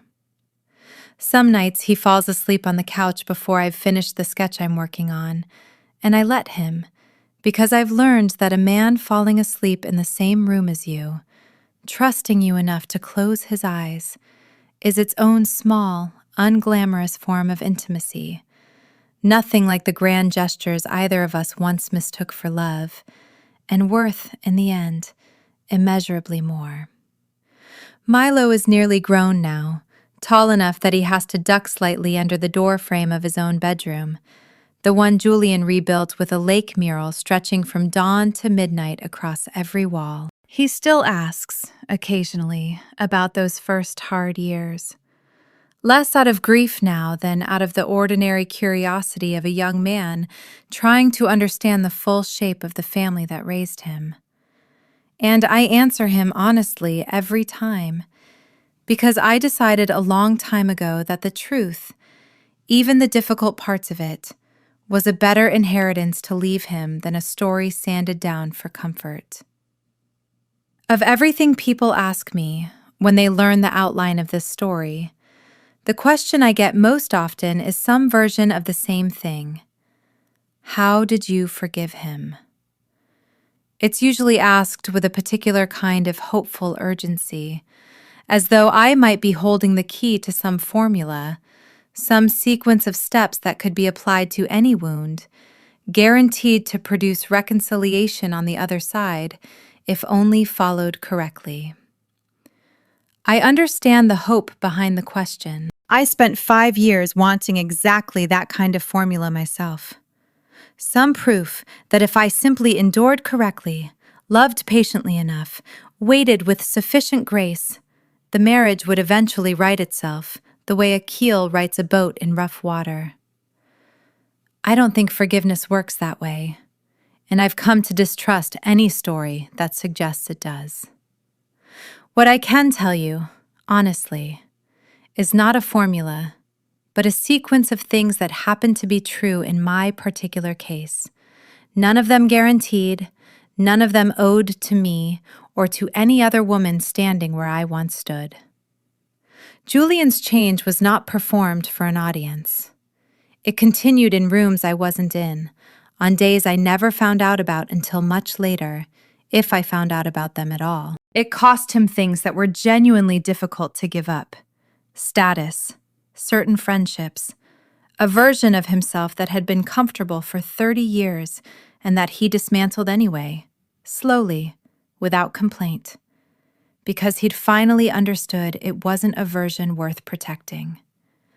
It was consistent for long enough, across enough different kinds of tests, both grand and mundane, that consistency itself became the evidence, rather than any single gesture, however sincere. And underneath all of that, there was something else, something I think matters more than either of us has ever fully said out loud to each other. I did not need him to come back in order to be whole. I had already built a studio with my name over the door, a son who was thriving, a therapist's office where I'd done the harder work of understanding my own worth, independent of anyone else's attention. When Julian finally arrived at my door with a letter in the snow, I was not a woman waiting to be rescued. I was a woman who had already rescued herself fully, and who was simply, carefully, deciding whether there was room in the life I'd built for someone who had once nearly cost me everything to consider joining it. That distinction, I've come to believe, is the whole difference between a woman who forgives from strength and a woman who forgives from desperation. And it is not a distinction any woman can arrive at quickly or on anyone else's timeline but her own. I don't know what I would have done if Julian had never changed, if the letter had never come, if the man in the cafe window had simply given up after a season or two and gone home. I've thought about that version of the story more than I probably should. I think I would have been fine. Not happy in the specific, complicated way I'm happy now, perhaps, but fine, whole, employed, loved by a son who was thriving, respected in a field I'd rebuilt from nothing at 31 years old. I think that's the part of this story I most want other women to hear. More than the reconciliation, more than the second wedding, more than the tulips finally bought without hesitation. That I was already, before any of that arrived, enough. The rest was not rescue, it was simply, gratefully, more. We bought a small house 2 years ago, on the same lake as the inn, close enough that I can walk to the studio most mornings along the water's edge, the mountains still capped white even in early summer, the particular light of that part of the world doing to the water exactly what I remembered it doing when I was 22 years old and filling a sketchbook with drawings I didn't yet know would someday become the blueprint of an entire second life. It isn't the house in Cypress Point. It has no wisteria trellis, no 3 stories of slate gray stone, none of the specific architecture of a marriage I once believed, on my wedding night, would make me the happiest woman in the world. It's smaller, simpler, built low and wide to catch the morning light across every room, with a kitchen table I chose myself. Not because a decorator suggested it, but because I sat at a dozen different tables in a dozen different showrooms until I found the one that felt, under my own 2 hands, like something I could imagine sitting at for the rest of my life. Telling my son about his day, listening to my husband tell me about his, both of us actually listening, the way I once only imagined a marriage could work, before 5 quiet years taught me otherwise, before Zurich taught me something truer. I still keep a notebook in my bag, the way I always have, and I still draw at night sometimes, though the buildings that come out of my pencil now are mostly real ones, commissions with budgets and deadlines and clients who read every line I send them, rather than private confessions meant only for an envelope in a safe. Occasionally, though, on a night when the house is quiet and Julian has already fallen asleep on the couch with a book open on his chest, I'll find myself drawing something with no client attached to it at all, an inn, a library, a house I'll probably never build, and turning it over afterward, out of old habit, to write a sentence on the back. The sentences are different now. They used to be small, careful proofs of survival, evidence gathered in case anyone ever asked what those years had actually cost me.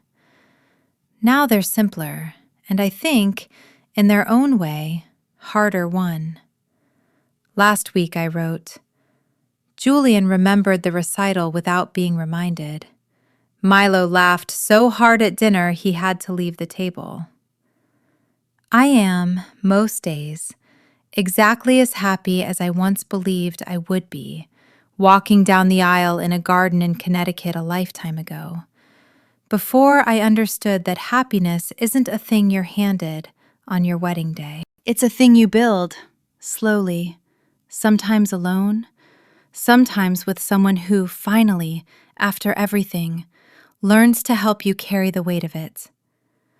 I keep that sketch on the kitchen table now, next to the tulips, next to the little dish holding a blue Lego brick and a cracked teacup, next to a life I once thought I'd have to grieve forever, and instead, against every quiet fear that carried me across an ocean with 2 suitcases and a sleeping boy on my shoulder, got to keep building after all. This time, finally, with someone standing beside me who actually, fully, shows up to hold the other end of the blueprint. 3 minutes after the water boils. That's still the only instruction I ever really gave him that whole first year. Standing in an alley with a bag of trash between us like the last fragile thing holding the world in its ordinary shape. He still follows it, every single time, all these years later. I think that's the part of this story I trust the most. Not the letter, not the snow, not even the second wedding on the porch of the inn I built with my own 2 hands. Just a man, still following the one small, simple thing I asked of him, long after he had any reason left to think I was still watching to see if he would. I was. I still am. And for the first time in longer than I can remember, watching doesn't feel like waiting anymore. It feels, simply, like living, together, finally, in the same room, both of us, at long last, paying attention. I haven't told you about the nights I almost gave up, and I think I owe you those too, because a story that only shows its heroine moving steadily forward isn't an honest story at all. There were at least a dozen nights in that first winter in Zurich when I sat on the edge of my narrow bed above the bakery, Milo finally asleep in the next room, and seriously considered calling Julian and asking him to fly us home. The money was tighter than I let anyone know at the time, even my own parents. I had budgeted carefully, but a design consultancy with no clients and no reputation in a foreign city takes longer to become solvent than any spreadsheet ever predicts. And there was a stretch in November, 6 weeks before that first cafe commission finally came through, when I genuinely did not know how I was going to make the following month's rent. I remember standing in the small grocery store 2 streets from my apartment, doing silent arithmetic in my head over a basket of the cheapest vegetables I could find, and feeling a wave of pure, undiluted fear roll through me so completely that I had to stand still in the aisle for a moment and breathe through it, the way you'd breathe through a contraction, until it passed enough to let me keep moving. I didn't call him. I want to be honest about how close I came, more than once, and about what actually stopped me, because I think the truth is less flattering and more useful than the version of the story where sheer willpower carried me through. What stopped me, most nights, wasn't pride exactly, and it wasn't even hope that things would improve, though I told myself that at the time. What stopped me was Milo's face in the morning. Watching him wake up in that small, slanted ceiling room, without the particular tightness around his eyes he used to carry, back in Cypress Point, on mornings after his father had missed something that mattered. I would watch him eat his cereal, chattering in a garbled mixture of English and his new, growing German, utterly unburdened, and I would think, whatever this costs me, it is buying him something I cannot put a price on, and I am not willing to sell it back for the comfort of not being afraid anymore. There was one night in particular, the worst of that whole first winter, when the heating in my building failed during a cold snap and I lay awake for hours with Milo curled against me for warmth, both of us in every layer of clothing we owned. And I cried in a way I hadn't let myself cry since the day I left. Not composed, not dignified, just raw, exhausted grief, finally breaking through months of careful management. I remember thinking, somewhere in the middle of that night, that I had traded a warm house with an unfaithful husband for a cold apartment with an uncertain future, and wondering, in the particular bleak clarity of 3 a.m, whether I had made a catastrophic mistake. By morning, the heat was fixed, the sun was out, and the specific despair of that night had receded to something more manageable, the way despair often does once daylight returns and the practical business of living reasserts itself. But I want that night included in this story, because I think women considering the same leap I made deserve to hear that the leap is not always graceful, that the first months on the other side of a hard decision are not always vindicating, that there will be nights the math doesn't work and the heat fails, and you will genuinely, honestly wonder if you were foolish to trust your own judgment over the comfortable, familiar unhappiness you left behind. What got me through those nights, in the end, wasn't certainty that I'd made the right choice. It was a smaller, more stubborn commitment. That I would give the new life a genuine year before I allowed myself to judge whether it had been worth the cost. Not because a year is a magic number, but because I understood, even in my most frightened moments, that any decision this large deserved more than a single bad night's verdict. I made it through that winter one difficult week at a time. And by spring, when the cafe commission finally came through and the first real income arrived, I understood that I had not been foolish. I had simply been early in a process that, like any real building project, needed time to reach the point where the structure could finally stand on its own. I think about those nights often now, sitting in the house by the lake with the heat working perfectly and money no longer a source of daily fear. And I try not to let the comfort of where I ended up erase the honest difficulty of how I got here. Both things are true. The leap was worth it, and the leap was genuinely, frighteningly hard. And I don't think either truth cancels out the other. I think a woman considering her own version of that leap deserves to hear both, in full, without either one softened for the sake of a tidier story. I finished writing this down on a Sunday morning in late spring, at the kitchen table I chose for myself, with Julian making coffee badly but earnestly in the next room, and Milo's voice drifting up from the dock where he was teaching Priya, visiting for the summer, how to skip stones across water that used to belong only to my imagination, and now belongs, in the deed and in the ordinary daily fact of it, to all three of us. I don't know what I expected, setting out to write this story down in full for the first time. I think some part of me wanted to build a case, the way I once built a legal waiver and a craft paper envelope of evidence, proof, laid out carefully, of exactly what those 5 years cost and exactly what it took to repair the damage. But writing it has done something quieter and more useful than that. It has let me see the whole shape of it at once, the way you can only see a house properly once you've walked out the front door and turned around, and then, years later, walked back up a different path entirely to a different door, one you built yourself, on ground you chose, with a man who finally, after everything, learned to hold up his own end of the frame. I still have the 54 sketches, framed on the inn's lobby wall.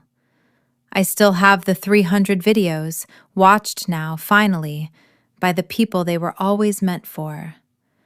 I still have the blue shark slippers by the door, the cracked teacup on the windowsill, the small blue Lego brick in its dish, and a man who still, every single Tuesday, boils the pasta for exactly 3 minutes and not 1 second longer, because it was the one thing I ever asked him to get right. And because, in the end, getting the small things right turned out to be the whole of what I was ever actually asking for. If you are standing where I once stood, in a house that has gone quiet in all the ways that matter, holding a child who deserves better than the silence you've been absorbing on his behalf. I cannot tell you what will happen if you leave. I can only tell you what happened when I did. I built a life. It was hard, and it was mine, and eventually, though I never once required it to make the first part true, it became beautiful too. That was never the reason to go, but it turned out to be, against every fear that kept me quiet for far too long, the reward.